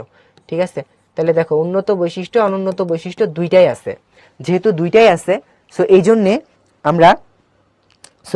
আমরা এই ব্রায়োফাইটাকে বলি এটা মধ্যবর্তী একটা ক্রিপ্টোগ্যামাস হয় আর কি, এটা মধ্যবর্তী একটা ক্রিপ্টোগ্যামাস। ঠিক আছে, এরা হোমোস্পেরাস, এটাও কিন্তু আদি বৈশিষ্ট্য বা অনুন্নত বৈশিষ্ট্য। ঠিক আছে, তাহলে অনুন্নত বৈশিষ্ট্যের মধ্যে 1 নাম্বার হচ্ছে হ্যাপ্লয়েড, 2 নাম্বার হচ্ছে মূল নাই, রাইজয়েড বিদ্যমান, মূল নেই, মূলের পরিবর্তে রাইজয়েড বিদ্যমান, 3 নাম্বার হচ্ছে এরা থ্যালয়েড, 4 নাম্বার হচ্ছে এরা হোমোস্পোরাস, হোমোস্পোরাস। ঠিক আছে, 4 নাম্বার হচ্ছে এরা হোমোস্পোরাস, একই রকমের স্পোর তৈরি করে। ঠিক আছে, একই রকমের স্পোর তৈরি করে। ঠিক আছে, ওকে, এবার যারা যারা পারছো না আমার পড়লাম না, নিজ দায়িত্বে দেখানো। হোমোস্পোরাস মানে হলো এর স্ত্রী জনন কোষ এবং পুংজনন কোষ দুইটার গঠন একই রকম, আকৃতি প্রকৃতিও মানে মানে আলাদা করা যায় না বাইরে থেকে দেখে আর কি। আচ্ছা দেখো, এখন তোমরা আর একদল জিজ্ঞাসা করবা তাহলে ভাইয়া মাত্র যে পড়লাম আর্কিগোনিয়াম, অ্যান্থিরিডিয়াম, এটা কিন্তু জনন আঙ্গ, জনন কোষ না, স্পোর না। হ্যাঁ, স্পোর হলো একই রকম দেখতে, ওইটাকে বলছে হোমোস্পোরাস। তাহলে রিক্সিয়ার বৈশিষ্ট্য রাইজয়েড উপস্থিত, ঠিক আছে, এটা ট্রু। আর্কিগোনিয়াম বেলনাকার, এটা ফলস, কারণ আর্কিগোনিয়াম হইল কি আমাদের ফ্লাস্ক আকৃতির। স্পোরোফাইট হোমোস্পোরাস, এটাও ট্রু। তাহলে 1 নাম্বার এবং 3 নাম্বার কারেক্ট, অপশন সি। শিক্ষক ব্যবহারিক ক্লাসে 2টি উদ্ভিদ দেখালেন, প্রথমটি উভচর, দ্বিতীয়টিকে সানফার্ন বলা হয়। প্রথম উদ্ভিদটি থ্যালাসের প্রস্থচ্ছেদ, থ্যালাসের প্রস্থচ্ছেদ কোনটা? ওই যে অভ্যন্তরীণ গঠন যেটা দেখাইলাম। হ্যাঁ, উদ্দীপকে থ্যালয়েড চিহ্নিত চিত্র সহ শনাক্তকারী বৈশিষ্ট্য লিখো। থ্যালয়েড উদ্ভিদের চিহ্নিত চিত্র সহ শনাক্তকারী বৈশিষ্ট্য লিখো। তাহলে একটু পরে দেখি থ্যালয়েড উদ্ভিদটা কি। জীববিজ্ঞান ব্যবহারিক ক্লাসে শিক্ষার্থীরা 2টি উদ্ভিদ পর্যবেক্ষণ করলো। একটি উদ্ভিদ থ্যালয়েড দ্যাগ্র শাখা বিশিষ্ট জীবনচক্রের প্রধান দশা। হ্যাঁ, অপর উদ্ভিদটি হৃৎপিণ্ডাকার স্ববজী জীবনচক্রের যৌন জনন দশা। শিক্ষক বললেন হৃৎপিণ্ডাকার উদ্ভিদটির প্রধান দশা রেণুধর।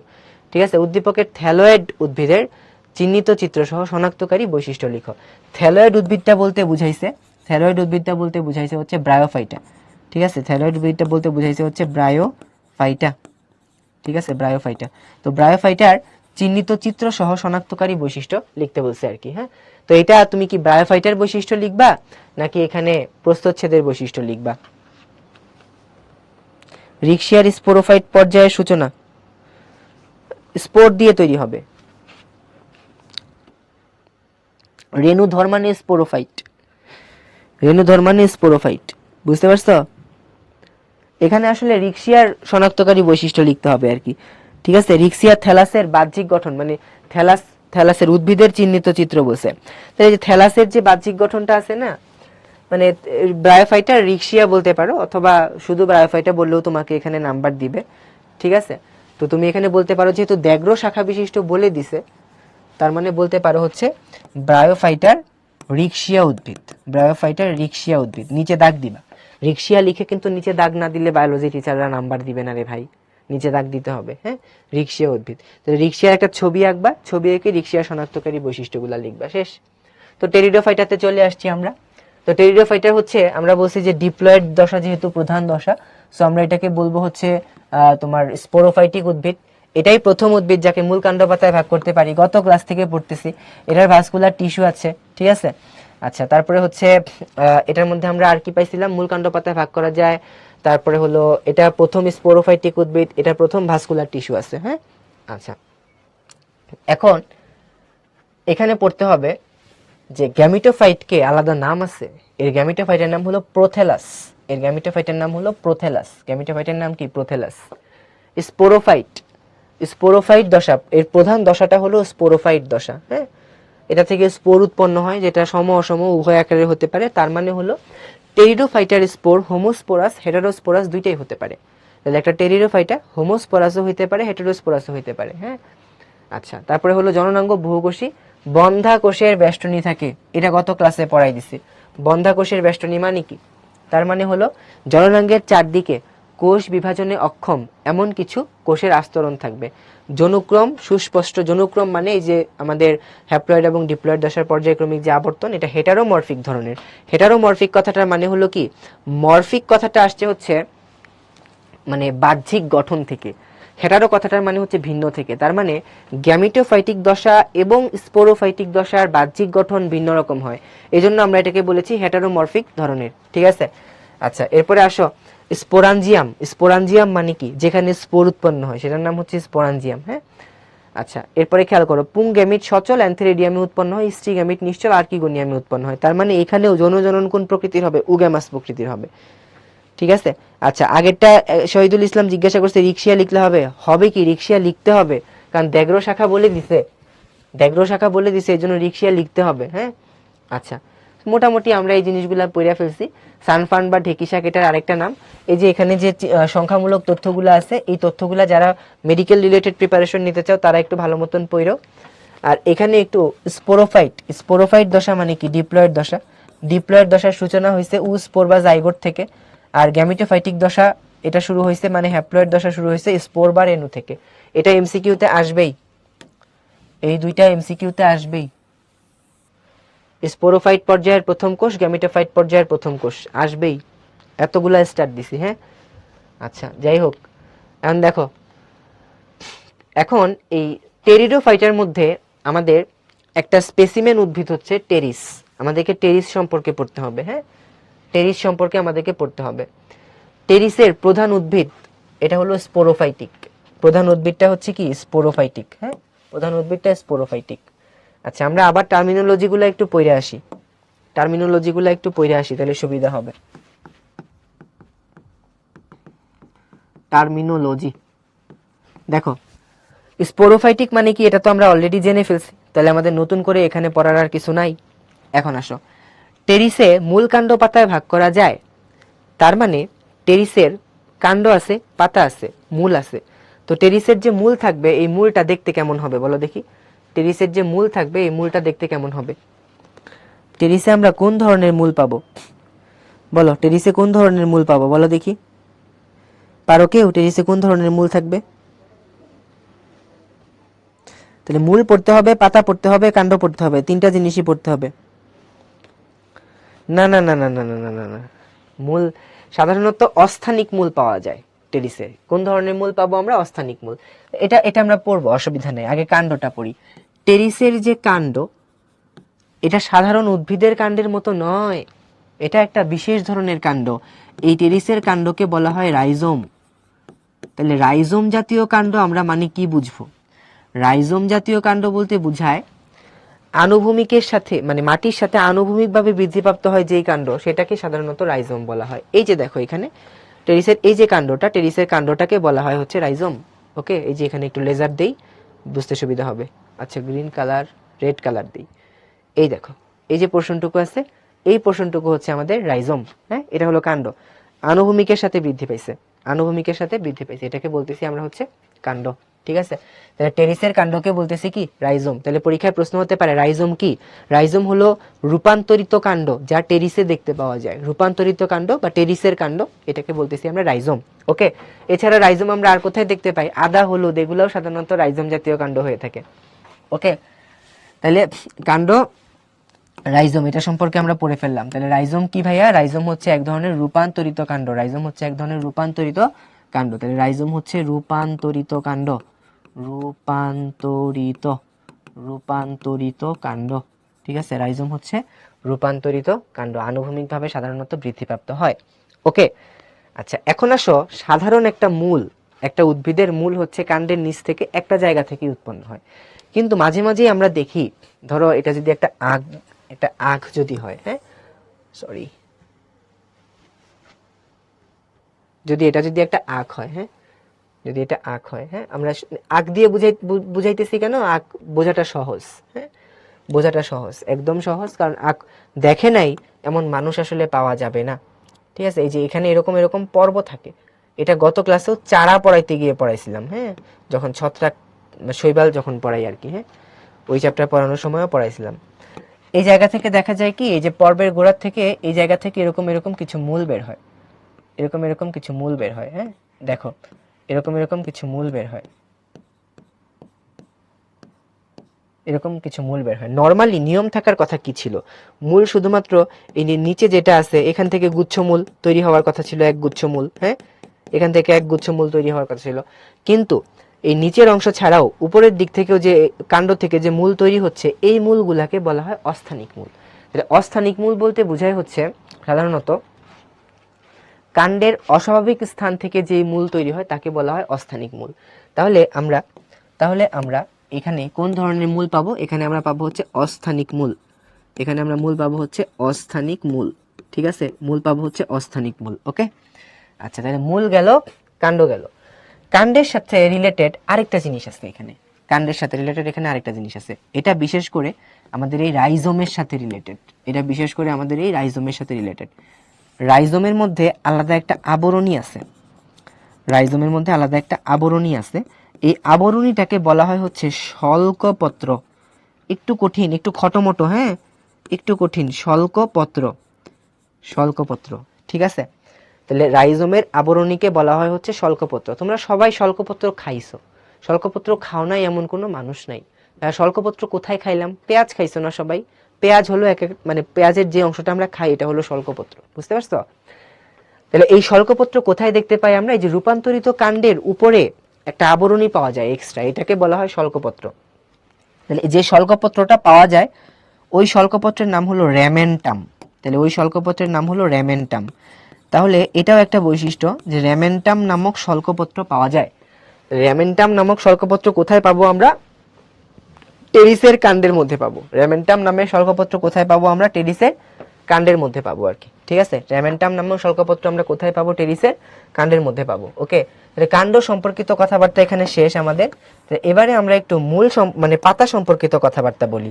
তাহলে এই যে টেরিসের যে পাতা আছে, টেরিসের যে পাতা আছে, টেরিসের পাতাগুলা দেখতে কেমন? এটাকে বলা হয় হচ্ছে পক্ষল যৌগিক।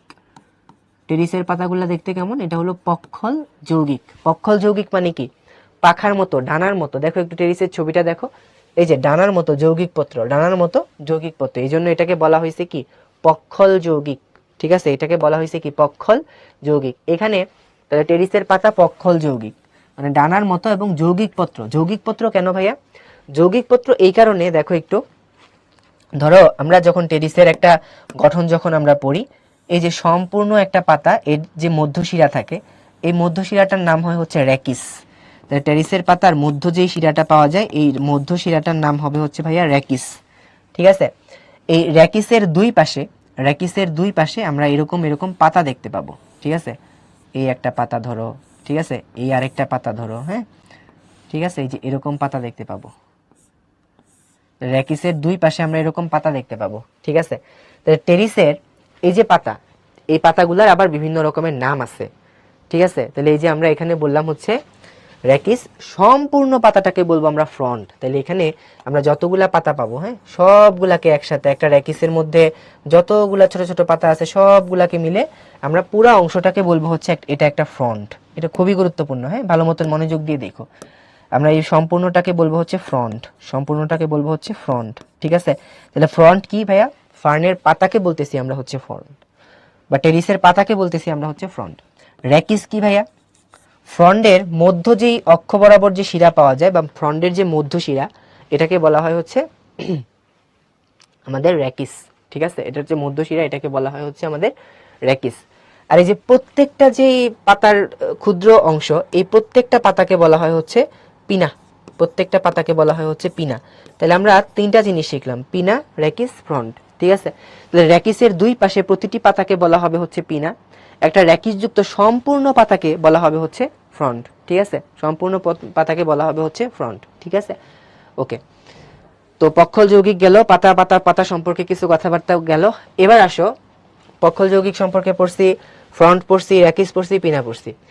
এবার আসো আরো দুইটা নতুন টার্ম, এবার আসো আরো দুইটা নতুন টার্ম। ঠিক আছে, সো এই দুইটা নতুন টার্ম, একটা নাম হলো ক্রোজিয়ার, আরেকটা নাম হলো সার্সিনেট ভার্নেশন। সার্সিনেট ভার্নেশন। ঠিক আছে, তাহলে একটা হলো ক্রোজিয়ার আর একটা হলো কি? সার্সিনেট ভার্নেশন। ঠিক আছে, সার্সিনেট ভার্নেশন। একটা হলো ক্রোজিয়ার আর একটা হলো কি সার্সিনেট ভার্নেশন, ঠিক আছে। আচ্ছা, এই যে কুণ্ডলিত যে কচি পাতা, ফ্রানের যে কচি পাতাগুলা থাকে না, কুণ্ডলিত অবস্থায় থাকে, এটাকে প্রত্যেকটা পাতাকে তখন বলা হবে হচ্ছে ক্রোজিয়ার, ঠিক আছে। আর পাতার এই অবস্থাটাকে বলা হবে হচ্ছে সার্সিনেট ভার্নেশন, ঠিক আছে। তাহলে একটু দেখো আমরা কি কি শিখলাম পাতা সম্পর্কে।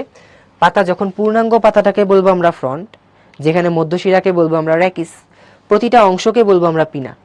এই পাতাটা যখন যখন কচি অবস্থায় থাকে, এই পাতাটা যখন কচি অবস্থায় থাকে, কচি পাতা, ঠিক আছে, তখন কুণ্ডলিত অবস্থায় থাকে, তখন এই কচি পাতাগুলোকে বলা হবে ক্রোজিয়ার। তাহলে পাতার তিনটা নাম পাইলাম, ফ্রন্ট, পিনা, ক্রোজিয়ার। ফ্রন্ট, পিনা, ক্রোজিয়ার, ঠিক আছে। এগুলো খুবই গুরুত্বপূর্ণ, এই জন্য একদম ক্লাসেই সবারই লাগবে, এই জন্য ক্লাস থেকেই যেন এগুলো শেখা হয়ে যায়।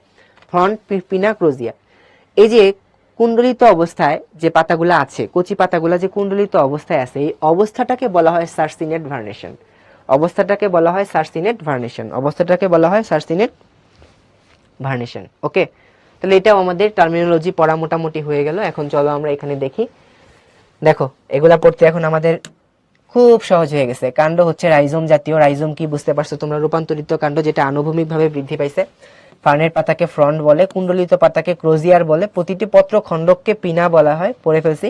মুকুল অবস্থায় কুণ্ডানো পাতানোর যে অবস্থাটাকে বলা হয় সার্সিনেট ভার্নেশন। আর কচি পাতাটাকে বলা হবে হচ্ছে ক্রোজিয়ার। হ্যাঁ, ফার্নের স্বল্পপত্রকে বলা হয় রেমেন্টাম। স্বল্পপত্র কি জিনিস পড়ে ফেলছি। হ্যাঁ, এখন আসো, নতুন কিছু আরো ইনফরমেশন আছে। পরিণত পত্রকের নিম্নতলের কিনারায় সোরাই উৎপন্ন হয়। এই সোরাই মানে কি? সোরাই মানে কি এটা একটু পড়ি, চলো। সোরাই মানে কি দেখো, স্পোরগুলা কোথায় উৎপন্ন হয়? স্পোরগুলা উৎপন্ন হবে হচ্ছে স্পোরাঞ্জিয়ামে। স্পোরাঞ্জিয়ামে, ঠিক আছে। স্পোরাঞ্জিয়ামের যে গুচ্ছ, এই গুচ্ছকে বলবো আমরা সোরাস। এই সোরাসকে আমরা বহু বচনে বলবো হচ্ছে সোরাই, ঠিক আছে। ঠিক আছে, বহু বচনে বলবো হচ্ছে সোরাই। আর এই সোরাইগুলা থাকবে কোথায়? এই সোরাইগুলা থাকবে হচ্ছে পাতার নিম্ন ত্বকের কিনারায়। পাতার নিম্ন ত্বকের, মানে ধরো এটা যদি একটা পাতা হয়, এটা ঊর্ধ্বত্বক, এটা নিম্নত্বক, এই যে কিনারা বরাবর, এই বরাবর এরকম একগুচ্ছ মানে স্পোরাঞ্জিয়াম থাকে, একগুচ্ছ স্পোরাঞ্জিয়াম থাকে। এই স্পোরাঞ্জিয়ামের ভেতরে স্পোর উৎপন্ন হয়, বুঝতে পারছো? এই স্পোরাঞ্জিয়ামের ভেতরে স্পোর উৎপন্ন হবে। হ্যাঁ, তাহলে এই যে স্পোরাঞ্জিয়ামের যে গুচ্ছগুলা, এই গুচ্ছগুলাকেই বলা হচ্ছে সোরাস। স্পোরাঞ্জিয়ামের যে গুচ্ছগুলা বলা হচ্ছে সোরাস। পাতার নিম্নত্বকে বা নিম্নতলে অবস্থান করে আর কি। এই সোরাইগুলা কোথায় অবস্থান করতেছে? পাতার নিম্নতলে অবস্থান করতেছে, ঠিক আছে। আশা করি এগুলোও তাহলে পড়া হয়ে গেল। হ্যাঁ, আচ্ছা, এবারে খেয়াল করো তাহলে টেরিসের রাইজোমের স্বল্পপত্রকে কি বলে? দেখো ভাইয়া কত সুন্দর। পেঁয়াজের কাণ্ড, হ্যাঁ, রূপান্তরিত কাণ্ড। পেঁয়াজের রূপান্তরিত কাণ্ডটার নাম হলো বাল্ব, ঠিক আছে। এগুলাও পড়াবো, সপ্তম অধ্যায় যখন পড়াবো বোটানি তখন পড়াবো। পেঁয়াজের রূপান্তরিত কাণ্ডের নাম হলো বাল্ব। বোটানি একটু কঠিন। হ্যাঁ,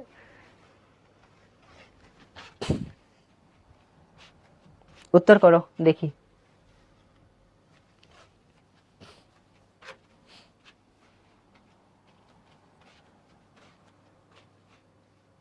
বাহ, চমৎকার। র্যাকিস কি আমি কখনো স্বল্পপত্রের মধ্যে পড়াইছি? র্যাকিস বলছি হচ্ছে পাতার মধ্যশিরা। ক্রোজিয়ার এটাও পাতা, ফ্রন্ডও পাতা, একমাত্র র্যামেন্টাম মিলতেছে। র্যামেন্টাম পড়াইছিলাম আমি। র্যামেন্টাম এক বচন, এটা বহু বচনে বলা হয় র্যামেন্টা, ঠিক আছে। যারা কারেক্ট অ্যান্সার দিছো ভেরি গুড, কনগ্রাচুলেশনস। আমরা আমাদের লাস্টের দিকে চলে আসছি। টেরিসের জনন পর্ব, জনুক্রম পর্ব পড়া শেষ, ঠিক আছে। ওকে, চলো শুরু করি। তাহলে এই যে অঙ্গজ জনন হইতে পারে, অযৌন জনন হইতে পারে, যৌন জনন হইতে পারে। 3 রকম জননী সাধারণত হয়। অঙ্গজ, অযৌন, যৌন, 3 রকম জননী হইতে পারে। এখন খেয়াল করো, শাখাগুলা পৃথক হয়ে গেলে অঙ্গজ জনন হইতে পারে, ঠিক আছে। এবারে আসো, অযৌন জনন যেখানে হয় সেখানে যদি একটু, আচ্ছা এখানে একটা জিনিস মিস করে গেছি আমি, ঠিক আছে। এখানে একটা জিনিস মিস করে গেছি, সেটা হলো কি, এই যে টেরিসের যে কাণ্ড রাইজোম আছে, এই রাইজোমের ভেতরে ভাস্কুলার বান্ডল আছে। ভাস্কুলার বান্ডল মানে কি? পরিবহন টিস্যু। এই ভাস্কুলার বান্ডল আবার বিভিন্ন রকম হইতে পারে, কিন্তু টেরিসের ভাস্কুলার বান্ডলটা হেড্রোসেন্ট্রিক ধরনের। হেড্রোসেন্ট্রিক, এন্ড এই কথার মানে কি ভাই? টেরিসের ভাস্কুলার বান্ডল যে হেড্রোসেন্ট্রিক ধরনের, এই কথার মানে কি? হেড্রোসেন্ট্রিক মানে জাইলেম কেন্দ্রিক। ভেতরে আছে হচ্ছে জাইলেম, ঠিক আছে, ধরো এটা হচ্ছে জাইলেম টিস্যু, হ্যাঁ, জাইলেম টিস্যুর চতুর্দিকে এখানে থাকে হচ্ছে ফ্লোয়েম টিস্যু। ঠিক আছে, জাইলেম টিস্যুর চতুর্দিকে এখানে থাকে হচ্ছে ফ্লোয়েম টিস্যু। এই যে গঠনটা, এই গঠনটাকে বলা হয় হেড্রোসেন্ট্রিক। এটাও পরীক্ষার জন্য খুব খুব খুব গুরুত্বপূর্ণ। হেড্রোসেন্ট্রিক ভাস্কুলার বান্ডল পাওয়া যায়, ঠিক আছে, পরীক্ষায় এটা খুবই আসে। ওকে, আসো। স্পোরাঞ্জিয়ামের সৃষ্ট রেণু বা স্পোরের মাধ্যমে অযৌনজনন ঘটে। স্পোরাঞ্জিয়ামের গুচ্ছকে সোরাস বলা হয়, পয়রা ফেলছো।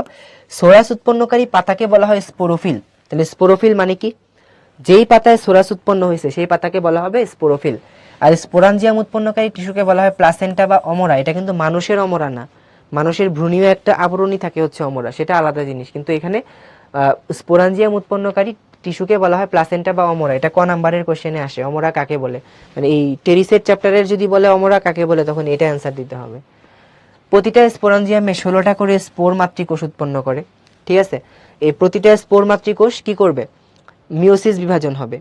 ঠিক আছে, মাতৃকোষে মিওসিস, স্পোর মাতৃকোষে মিওসিস বিভাজন হবে। তাহলে মিওসিস বিভাজন হলে তখন আমাদের এই 16টা স্পোর মাতৃকোষ থেকে 4 16 64টা হ্যাপ্লয়েড স্পোর উৎপন্ন হবে। বুঝতে পারছো? এই যে দেখো, এখানে নতুন আরেকটা টার্ম চলে আসছে। সেই টার্মটা হচ্ছে কি, এই যে এটা হচ্ছে আমাদের ধরো একটা টেরিসের পাতার কিনারা, যেটাকে কেটে আমরা হচ্ছে বড় করছি। টেরিসের পাতার কিনারা যেটাকে কেটে আমরা কি করছি? বড় করছি। হ্যাঁ, এখন দেখো, এই যে এই অংশটুকু হচ্ছে আমাদের সোরাস। হ্যাঁ, এই যে এই অংশটুকু হচ্ছে আমাদের সোরাস। সোরাসকে ঢেকে রাখার জন্য, সোরাসকে ঢেকে রাখার জন্য এখানে দেখো একটা হুডের মতো অংশ তৈরি হয়েছে, একটা আবরণী তৈরি হয়েছে। মানে পাতাটা কিছুটা এরকম বাঁকা হয়ে যায়। বুঝতে পারছো? ধরো পাতাটা কি হয়ে গেছে? কিছুটা এরকম বাঁকা হয়ে গেছে। আমরা দেখি না কিছু কিছু পাতা ধরো এই যে এরকম একটু ফোল্ডিং হয়ে গেছে। ধরো এই যে এটা যদি একটা পাতা হয়, এই যে এরকম কিছুটা ফোল্ডিং হয়ে যায়। কিন্তু এই ফোল্ডিংটা কিন্তু সম্পূর্ণভাবে এরকম ঢেকে দিল না, কিছুটা ঢেকে দিছে, জাস্ট বাইরের থেকে ঢেকে রাখছে, কিন্তু এ পাশ দিয়ে কিন্তু খোলা। এই যে কিছুটা যে ঢেকে রাখলো, এই নতুন টার্মটার নাম হয় ফলস ইন্ডোসিয়াম। তাহলে আমরা ফলস ইন্ডোসিয়াম কোথায় দেখতে পাবো? এটা একটা অসম্পূর্ণ আবরণী। এটা একটা অসম্পূর্ণ আবরণী। কাকে আবরণ করে রাখতেছে? সোরাসকে আবরণ করে রাখতেছে। এই যে এখানে পড়লাম না আমরা যে সোরাস পাইলাম আমরা, এই যে এই সোরাসের যে অসম্পূর্ণ আবরণীটা আছে পাতার নিম্নতলেই পাওয়া যাবে। এটা পাতার নিম্নতলে সোরাসের যে অসম্পূর্ণ একটা আবরণী পাওয়া যায়, সোরাসের যেই অসম্পূর্ণ একটা আবরণী পাওয়া যায়, এই অসম্পূর্ণ আবরণীটার নাম হয় হচ্ছে false indusium. False indusium, false indusium. ঠিক আছে, এটার আরেকটা নাম হয় হচ্ছে ফলস ইন্ডোসিয়াম। ওকে, এই যে এখানে আমরা দেখাইলাম যে অংশটুকু, এটা হলো কি ফলস ইন্ডোসিয়াম। ঠিক আছে, আচ্ছা এবারে আসো, আমরা যখন ব্রায়োফাইটা পড়লাম ওইখানে পড়ছিলাম যে ব্রায়োফাইটার স্পোরোফাইটের 3টা অংশ, পদ, সিটা, ক্যাপসুল। ওই ক্যাপসুল আর এই ক্যাপসুল কিন্তু একটু আলাদা, বাট মিনিংটা সেম। ওই ক্যাপসুলের ভিতরেও বলছিলাম স্পোর উৎপন্ন হয়, এই যে ক্যাপসুল দেখতে পাচ্ছি আমরা এখানেও স্পোর উৎপন্ন হয়। তাহলে এই যে ক্যাপসুলটা, এটা কিসের অংশ? এই ক্যাপসুলটা আসলে স্পোরাঞ্জিয়ামের অংশ। একটা স্পোরাঞ্জিয়ামের 2টা অংশ। এই স্পোরাঞ্জিয়ামের 2টা অংশ, একটা অংশ হলো বৃন্ত বা বোটা, এই যে এই অংশটার নাম হলো বৃন্ত বা বোটা। ঠিক আছে, এটা একটা অংশ, আর ক্যাপসিউল একটা অংশ।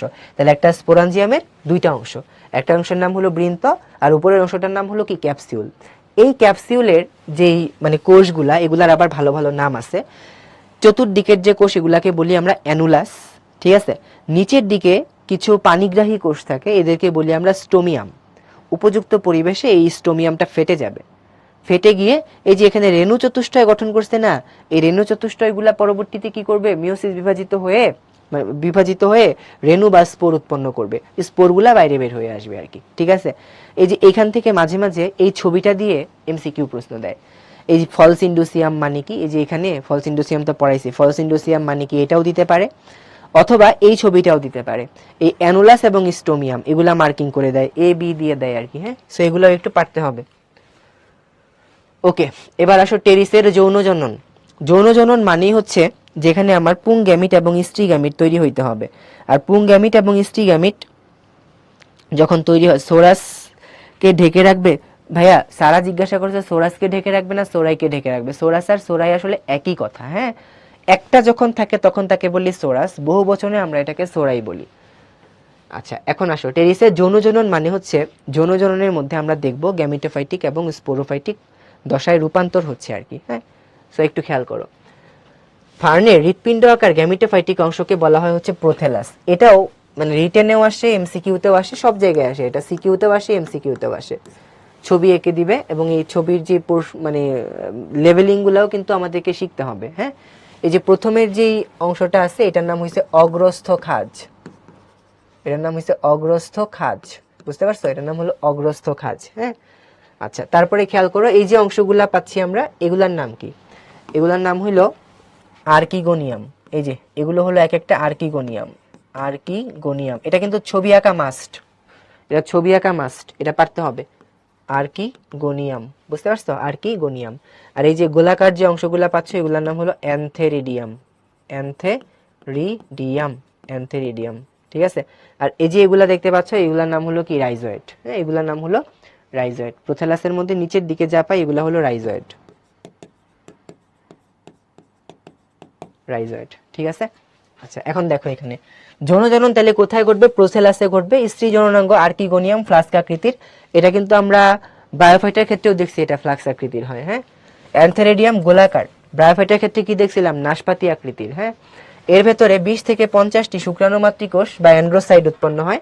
পরবর্তীতে এই অ্যান্ড্রোসাইট থেকে আমরা দেখব যে বহু ফ্লাজেলা বিশিষ্ট শুক্রাণু তৈরি হচ্ছে। তাহলে দেখো, ব্রায়োফাইটার শুক্রাণু ছিল দ্বি ফ্লাজেলা বিশিষ্ট, টেরিডোফাইটার শুক্রাণু হচ্ছে বহু ফ্লাজেলা বিশিষ্ট। এখানে একটা ইম্পর্টেন্ট এমসিকিউ আছে যে কারের শুক্রাণু কত ফ্লাজেলা বিশিষ্ট। আরেকটা আছে সাইকাসের শুক্রাণু, সেটাও কিন্তু বহু ফ্লাজেলা বিশিষ্ট, এবং এটা বলা হয় উদ্ভিদকুলের মধ্যে সর্ববৃহৎ শুক্রাণু পাওয়া যায় হচ্ছে সাইকাসের ক্ষেত্রে। এখন দেখো নিষেক ক্রিয়া কোথায় সংঘটিত হয়? আর্কিগোনিয়াম কর্তৃক ম্যালিক অ্যাসিড, এটা ইম্পর্টেন্ট। আর্কিগোনিয়াম কর্তৃক ম্যালিক অ্যাসিড নিঃসৃত হয়, যার ফলে শুক্রাণু এর প্রতি আকৃষ্ট হয় এবং এটার একটা মানে পানি বা শিশির বিন্দুর প্রয়োজন হয় আর কি। হ্যাঁ, ম্যালিক অ্যাসিড উৎপন্ন হয়। এটাতে যেটা হয়, এই যে ফ্লাস্ক আকৃতির যে অংশগুলা দেখতে পাচ্ছ না, এটা এক একটা এরকম থাকে। হ্যাঁ, ধরো এটা দেখতে অনেকটাই যে এরকম থাকে, নিচের দিকের এই অংশ, এই এই অংশের ভেতরে এখানে হচ্ছে কি আমাদের ডিম্বাণু থাকবে আর কি। এখানে আমাদের কি থাকবে? মানে তোমার ডিম্বাণু থাকবে।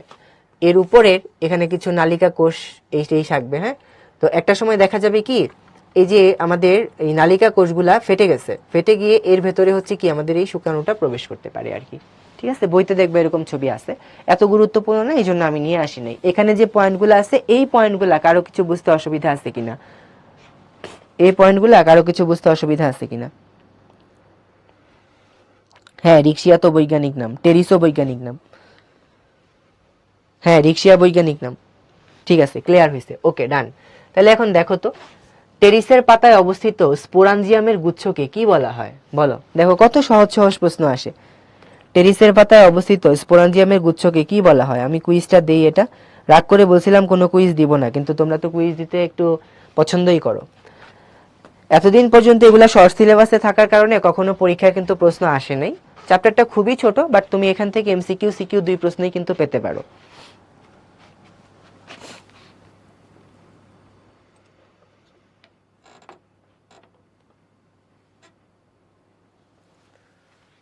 ঠিক আছে, কি পাবো আমরা? গুচ্ছকে কি বলবো? সোরাস বলবো। ঠিক আছে, আচ্ছা। সো এখানে এই জায়গাটায় কিছু জিনিস ইম্পর্টেন্ট, সেটা হচ্ছে কি এই প্রোথেলাস সম্পর্কিত কিছু ইনফরমেশন। প্রোথেলাস সম্পর্কিত ইনফরমেশন এটা সহবাসী হয়ে থাকে, মানে একই জায়গায় আর্কিগোনিয়াম অ্যানথেরিডিয়াম আছে। ঠিক আছে, এরা গ্যামিটোফাইটিক হয়ে থাকে এবং এটা স্বভোজী হয়ে থাকে, নিজেই শালক সংশ্লেষণ করতে পারে। এটা স্বভোজী হয়ে থাকে, স্বভোজী,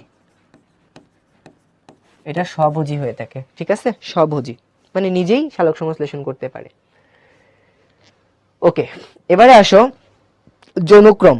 এটা শেষ করে দেই। যৌনক্রমের অংশটা ভাইয়া পরীক্ষা আসার জন্য কতগুলো স্টার হয়েছে? অনেক।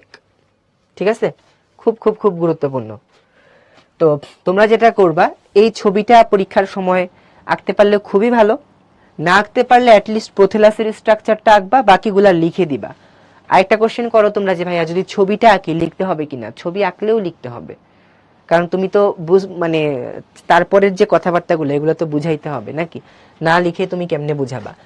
তো পরীক্ষায় যে প্রশ্নটা সবচেয়ে বেশি আসে সেটা হলো টেরিস উদ্ভিদে যৌনক্রম দেখা যায়, ব্যাখ্যা করো। বা শিক্ষক বললেন এই উদ্ভিদটাতে যৌনক্রম দেখা যায়, ব্যাখ্যা করো। তখন তুমি বলবা হ্যাঁ, টেরিস উদ্ভিদে আমরা হেটারোমরফিক যৌনক্রম দেখতে পাই।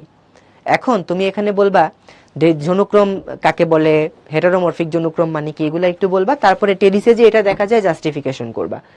জনুক্রম কথাটার মানে কি? আমরা উদ্ভিদের জীবন চক্রে হ্যাপ্লয়েড এবং ডিপ্লয়েড দশার যে পর্যায়ক্রমিক আবর্তন দেখতে পাই সেটাই হচ্ছে কি তার জনুক্রম। ঠিক আছে, এখন এখানে হেটারোমরফিক মানে কি? হেটারোমরফিক মানে হচ্ছে এই হ্যাপ্লয়েড দশা এবং ডিপ্লয়েড দশার মানে বাহ্যিক গঠন ভিন্ন রকম হয়, এজন্য আমরা এটাকে বলি হেটারোমরফিক জনুক্রম। এবং এখানে ব্রায়োফাইটার সাথে একটা বিশেষ পার্থক্য আছে। আমরা যখন ব্রায়োফাইটার দেখছিলাম, একটু দেখো তো, এই ব্রায়োফাইটার ক্ষেত্রে আমরা যখন দেখছিলাম এর গ্যামিটোফাইটিক অংশের উপর স্পোরোফাইট কিন্তু সম্পূর্ণরূপে ডিপেন্ড করতেছে। দেখছিলাম আমরা এই যে গ্যামিটোফাইটিক অংশের উপর স্পোরোফাইট সম্পূর্ণরূপে ডিপেন্ড করতেছে। ঠিক আছে, সম্পূর্ণরূপে ডিপেন্ড করতেছে। ঠিক আছে, মানে স্পোরোফাইটিকটা টোটালি গ্যামিটোফাইটের উপর ডিপেন্ড করতেছে। কিন্তু টেরিডোফাইটার ক্ষেত্রে কিন্তু বা টেরিসের ক্ষেত্রে কিন্তু দুইটা আলাদা স্বতন্ত্র, হ্যাঁ স্বতন্ত্র, দুইটা আলাদাভাবে থাকে। ঠিক আছে, এই যে প্রোথেলাস, এই প্রোথেলাস অংশের মধ্যে আমরা দেখব যেটা একটা হ্যাপ্লয়েড দশা, আর্কিগোনিয়াম এবং অ্যান্থেরিডিয়াম এখান থেকে শুক্রাণু ডিম্বাণু উৎপন্ন হয়ে মিলিত হয়ে উস্পোর বা জাইগোট তৈরি করছে। তাহলে এখন দেখো আর্কিগোনিয়াম থেকে যে ডিম্বাণু তৈরি হয়েছে, অ্যান্থেরিডিয়াম থেকে যে শুক্রাণু তৈরি হয়েছে, এগুলা কোন ধরনের কোষ? হ্যাপ্লয়েড কোষ। তো এখন এই হ্যাপ্লয়েড কোষ যখন মিলিত হয়ে গেছে তখন কি হয়েছে? ডিপ্লয়েড দশা প্রাপ্ত হয়েছে। তো এই ডিপ্লয়েড দশায় যখন জাইগোট বা উস্পোর পাইছি, এটাই স্পোরোফাইটিক জনুর প্রথম কোষ। এটা এমসিকিউতে আসে, স্পোরোফাইটিক দশার প্রথম কোষ কোনটি? তাহলে উস্পোর বা zygote. Very very important. Zygote হলো পরবর্তীতে এই জাইগোটে মাইটোসিস বিভাজন হয়ে হয়ে নতুন স্পোরোফাইট তৈরি করবে, নতুন টেরিস উদ্ভিদ তৈরি করবে। এই টেরিস উদ্ভিদটা যখন পরবর্তীতে ধরো ম্যাচিউর হবে বা যখন পরিণত অবস্থা প্রাপ্ত হবে, তখন টেরিসের পাতার মধ্যে আমরা কি পড়ছিলাম? অমরা থাকে, যেই টিস্যু থেকে স্পোরাঞ্জিয়াম উৎপন্ন হবে। ওই অমরা থেকে স্পোরোফিলের মধ্যে, স্পোরোফিল মানে কি? যেই পাতায় স্পোরাঞ্জিয়াম তৈরি হবে, স্পোরোফিলের মধ্যে কি তৈরি হবে? সোরাস তৈরি হবে। হ্যাঁ, সোরাস মানে স্পোরাঞ্জিয়াম। এন্ড প্রতিটি স্পোরাঞ্জিয়ামের ভেতরে স্পোর মাতৃকোষ থাকবে। স্পোর মাতৃকোষের মধ্যে, এটা খুবই ইম্পর্টেন্ট, কোথায় মায়োসিস বিভাজন হবে? স্পোর মাতৃকোষের মধ্যে। তাহলে একটা জিনিস খেয়াল করো, স্পোর কিন্তু হ্যাপ্লয়েড কিন্তু স্পোর মাতৃকোষ কিন্তু ডিপ্লয়েড। এই যে টুয়াইজেন, হ্যাঁ সেম জিনিসটা, শুক্রাণু কিন্তু হ্যাপ্লয়েড কিন্তু শুক্রাণু মাতৃকোষ ডিপ্লয়েড। এটা মানুষের ক্ষেত্রে বা অন্যান্য প্রাণীর ক্ষেত্রে প্রযোজ্য হয়। বুঝতে পারছো? ডিম্বাণু মাতৃকোষ কিন্তু ডিপ্লয়েড, ডিম্বাণু কিন্তু হ্যাপ্লয়েড। এটা প্রাণী বা অন্যান্য যেই জীব আছে তাদের ক্ষেত্রে প্রযোজ্য হয়। সো স্পোর মাতৃকোষ এখানে ডিপ্লয়েড, মায়োসিস হয়ে স্পোর টেট্রাট। স্পোর টেট্রাট মানে কি? ওই যে আমরা দেখলাম রেণু চতুষ্টয় গঠন করে, রেণু চতুষ্টয়। এটা থেকে পরবর্তীতে স্পোর অঙ্কুরিত হয়ে প্রোথেলাস গঠন করে। ঠিক আছে, এই হচ্ছে টেরিসের জনুক্রম। তাহলে একটু দেখো এখানে যে আমাদের ডিপ্লয়েড দশাটা শুরু হয়েছে কোথায়? জাইগোটে। শেষ হয়েছে কোথায়? স্পোর মাতৃকোষে। আর হ্যাপ্লয়েড দশাটা শুরু হয়েছে কোথায়? স্পোর। ঠিক আছে, তারপরে এটা হচ্ছে শুক্রাণু ডিম্বাণু হয়ে শেষ হয়েছে। তো পারবা না এটা লিখতে ভাইয়া পরীক্ষায়? বলো। খুবই গুরুত্বপূর্ণ এটা। পরীক্ষায় ছবি আঁকা শিখবা, আহামরি কঠিন কিছু না। শিল্পীর মতো ছবি আঁকতে হবে না, তুমি বায়োলজির স্টুডেন্টের মতো ছবি আঁকতে পারলেই হবে, টিচার তোমাকে নাম্বার দিবে। আর আমি যে কথাগুলো বললাম এই কথাগুলো একটু লিখবা। তাহলে উপরের আলোচনা থেকে বোঝা যায় বা দেখা যায় যে হ্যাপ্লয়েড দশা এবং ডিপ্লয়েড দশায় টেরিস উদ্ভিদের গঠন ভিন্ন ভিন্ন থাকে, এজন্য এটাকে হেটারোমরফিক জনুক্রম বলা হয়। শেষ। ঠিক আছে, ইজি জিনিস, একদমই ইজি। এটা পরীক্ষায় পাবাই, ইনশাআল্লাহ পাবা। ঠিক আছে, ক্লাস তো শেষ, আর বেশি কিছু বাকি নেই, শেষ, পড়া শেষ। দেখো তাহলে টেরিসের বৈশিষ্ট্য দেখো, মূল কাণ্ড পাতায় বিভক্ত, কাণ্ড রাইজোমে রূপান্তরিত হয়, বাদামি বর্ণের র্যামেন্টা। তাহলে র্যামেন্টার বর্ণটা বাদামি বর্ণ, পাতা যৌগিক, এটা পক্ষল যৌগিক বলা হয়, স্পোর একই রকম। এই জায়গাটাতে তোমাদের একটা কনফিউশন হয়। টেরিডোফাইটা এটা তো বড় একটা গ্রুপ, তাই না? এই গ্রুপের মধ্যে কিছু কিছু উদ্ভিদ আছে হোমোস্পোরাস, কিছু কিছু আছে হেটারোস্পোরাস। কিন্তু আমরা তো একটা উদ্ভিদকে নিয়ে পড়তেছি, টেরিস। টেরিস কিন্তু হোমোস্পোরাস। তাহলে Pteridophyta as a whole homosporous heterosporous দুইটাই হতে পারে। তোমরা অনেকে না বুঝে টেরিসের মধ্যে টেরিডোফাইটার বৈশিষ্ট্য লিখে ফেলো, অন্যান্য বৈশিষ্ট্যগুলো সেম থাকবে, বাট এখানে কিন্তু ডিফারেন্স আছে। টেরিডোফাইটার মধ্যে দেখবা লেখা আছে হোমোস্পোরাস বা হেটারোস্পোরাস, কিন্তু টেরিস কিন্তু সবসময়ই হোমোস্পোরাস। ঠিক আছে, আচ্ছা, স্পোরাঞ্জিয়া একত্রিত হয়ে সোরাস গঠন করে, এগুলো সব আগের জিনিস। গ্যামিটোফাইট স্পোরাঞ্জিয়াম ফলসিন্ডোসিয়াম দিয়ে ঢাকা থাকে। প্রোথেলাস সহবাসী সবুজ বর্ণের, অস্থানিক মূল বের হয়, পাতায় র্যাকিস থাকে। ঠিক আছে, টেরিস উদ্ভিদ টেরিডোফাইট, কারণ এটা ফটোসিনথেটিক। মানে কি? সালোক সংশ্লেষণ করতে সক্ষম। ঠিক আছে, এটা ভাস্কুলার মানে এগুলো পয়েন্ট পয়েন্ট করে লিখবা। টেরিস উদ্ভিদ কেন টেরিডোফাইট? 1 নম্বরে লিখবা সালোক সংশ্লেষণ করতে সক্ষম, 2 নম্বরে লিখবা হচ্ছে এটা ভাস্কুলার, মানে হলো এর মধ্যে জাইলেম এবং ফ্লোয়েম টিস্যু আছে। তার 3 নাম্বার লিখবা এটা অপুষ্পক, ঠিক আছে, এই জন্য আমরা এটাকে টেরিডোফাইট বলে থাকি। অথবা তোমাদেরকে ক্রিপ্টোগ্যামাসের বৈশিষ্ট্য শিখাইছি না, ওইগুলা লিখে দিলেই হয়ে যাবে। এটা মাঝে মাঝে সিকিউ কোশ্চেনে পাবা, ব্রায়োফাইটা টেরিডোফাইটার মধ্যে পার্থক্য কি। এটাকে মূলকাণ্ড পাতায় ভাগ করতে পারি না, তাই থাইলয়েড। মূলকাণ্ড পাতায় বিভক্ত, এটা গ্যামিটোফাইট, এটা স্পোরোফাইট। নির্ভরশীলতা, স্পোরোফাইট গ্যামিটোফাইটের উপর সম্পূর্ণ নির্ভরশীল। ছবি এঁকে দেখাই দিচ্ছি, দুইটা স্বতন্ত্র উদ্ভিদ। স্পোরের অঙ্কুরোদ্গম, স্পোর অঙ্কুরিত হয়ে প্রোটোনেমা গঠন করে, আর টেরিসের ক্ষেত্রে প্রোথেলাস গঠন করে। তাহলে রিক্সিয়ার ক্ষেত্রে গঠন করে প্রোটোনেমা, টেরিসের ক্ষেত্রে গঠন করে হচ্ছে প্রোথেলাস, ঠিক আছে। ভাস্কুলার বান্ডল নেই, ভাস্কুলার বান্ডল আছে। শুক্রাণু দ্বি ফ্লাজেলা বিশিষ্ট, বহু ফ্লাজেলা বিশিষ্ট, ঠিক আছে। এই কয়টা পার্থক্য লিখতে পারলেই হবে। টেরিসের ভাস্কুলার বান্ডল কোন ধরনের বলো, ক্লাসে পড়াইছি আমি। গ্যামিটোফাইটের ফার্স্ট সেল স্পোর বলবা ভাইয়া, স্পোর বলবা, টেট্রাট বলার দরকার নেই, স্পোর বলবা। রিক্সিয়া বৈজ্ঞানিক নাম, টেরিসও বৈজ্ঞানিক নাম। এজন্য দেখো এটা লিখে লিখছি, তোমরা লেখার সময় নিচে দাগ দিবা, হাইড্রোসেন্ট্রিক। উদ্দীপকে উদ্ভিদটি কোন গোষ্ঠীতে দেখা যায়, টেরিডোফাইটাতে দেখা যায়। তারপরে দেখো প্রদর্শিত উদ্ভিদের ক্ষেত্রে প্রযোজ্য, সহবাসী যৌন প্রজনন ঘটে, স্পোর অঙ্কুরিত হয়ে সৃষ্টি হয়েছে, সবগুলাই কারেক্ট, ঠিক আছে। ব্যবহারিক ক্লাসে সানফান, দ্বিতীয় উদ্ভিদের যৌনক্রম সম্পন্ন হয়। যৌনক্রমের ছবি দিবা, যে কথাগুলো শিখাইছি এই কথাগুলো লিখে দিবা, একদম ফুল মার্কস। পি কিউ এর মধ্যে পার্থক্য লিখো। তাহলে পি হচ্ছে কি, মানে টেরিডোফাইটা আর ব্রায়োফাইটার মধ্যে পার্থক্য লিখলেই হবে, টেরিডোফাইটা ব্রায়োফাইটা, ঠিক আছে। পি উদ্ভিদের এ এবং বি অংশ যৌনজননের ভূমিকা পালন করে, মানে যে আর্কিগোনিয়াম এবং অ্যান্থেরিডিয়াম, যৌনজননের যে বৈশিষ্ট্যের একটা পেজ পড়াইছিলাম না, ওই জিনিসগুলো লিখলেই হবে এখানে। তো তোমার এখানে কিন্তু পরীক্ষার সময় লিখতে হবে পি উদ্ভিদটি হলো ফার্নের প্রোথেলাস বা টেরিসের প্রোথেলাস, যার এ অংশটি বোঝায় আর্কিগোনিয়াম, বি হলো অ্যান্থেরিডিয়াম। এটা লেখার জন্য 1 নম্বর পাবা। তারপরে আর্কিগোনিয়ামের ভেতরে কিভাবে ডিম্বাণু তৈরি হচ্ছে, অ্যান্থেরিডিয়ামের ভেতরে কিভাবে শুক্রাণু তৈরি হচ্ছে, তারপরে কিভাবে এদের ম্যালিক অ্যাসিডের সহায়তায়, শিশির বিন্দু বা পানির সহায়তায় নিষেক্রিয়া ঘটতেছে, সেটা লিখতে হবে, ঠিক আছে। উদ্দীপকের উল্লেখিত অদ্ভুত প্রকৃতির গ্যামিটোফাইটিক গঠনের বর্ণনা দাও। দেখি অদ্ভুত প্রকৃতির মানে কি। রাজবাড়ির দেয়াল থেকে অদ্ভুত প্রকৃতির সূচর পক্ষল যৌগিক পাতা সমন্বিত উদ্ভিদ সংগ্রহ করে শিক্ষক বললেন, এর জননাঙ্গ প্রধান উদ্ভিদ থেকে পৃথক অঙ্গের সৃষ্টি হয়। টপ থেকে অপর একটি থলের দগ্র শাখা বিশিষ্ট গ্যামিটোফাইট পর্যবেক্ষণ করলেন। অদ্ভুত প্রকৃতির গ্যামিটোফাইটিক গঠন, অদ্ভুত প্রকৃতির মানে হচ্ছে কোনটা বুঝাইলো বলো দেখি। অদ্ভুত প্রকৃতির বলতে বুঝাইছে এই যে দেখো, অদ্ভুত প্রকৃতির সূচর পক্ষল মানে হলো টেরিস বুঝাইছে, ঠিক আছে, বা টেরিডোফাইটা এটা বুঝাইছে। তো টেরিসের গ্যামিটোফাইটিক অংশের নাম হলো প্রোথেলাস। এখানে প্রোথেলাসের ছবি দিবা, প্রোথেলাস, ঠিক আছে, প্রোথেলাসের ছবি দিবা, গঠন দিবা, তাইলেই হয়ে যাবে, শেষ। লাইকেন, স্পোরোফিল এগুলো সব পড়া হয়ে গেছে আমাদের। মিথজীবী কেন বলা হয়, উভচর কেন, দেগ্র শাখা বলতে কি বোঝায়, 2 ভাগে বিভক্ত শাখার অগ্রভাগকে বলা হয় দেগ্র শাখা, ঠিক আছে। টেরিডোফাইট কেন বলা হয়, সব পড়ে ফেলছি। কারো কোনো কোয়েশ্চেন থাকলে বলো। মিক্স করে কোয়েশ্চেন দিতে পারে, হ্যাঁ মিক্স করে কোয়েশ্চেন দিতে পারে, অন্য চ্যাপ্টারের সাথে মিক্স করে কোয়েশ্চেন দিতে পারে। পার্থক্যের বিষয় সবসময় 3টা কলামে লিখবা। আশিস জিজ্ঞাসা করছে র্যামেন্টাম কি। র্যামেন্টাম হলো আমাদের যেই টেরিসের কাণ্ড আছে যার নাম রাইজোম, রাইজোমের যেই আবরণী থাকে একটা বিশেষ আবরণী, সেই আবরণীটা একটা শল্কপত্র, সেটার নামই হলো র্যামেন্টাম। নমস্কার দিশা, ঠিক আছে, আমিও তোমাদেরকে আদাব জানাই।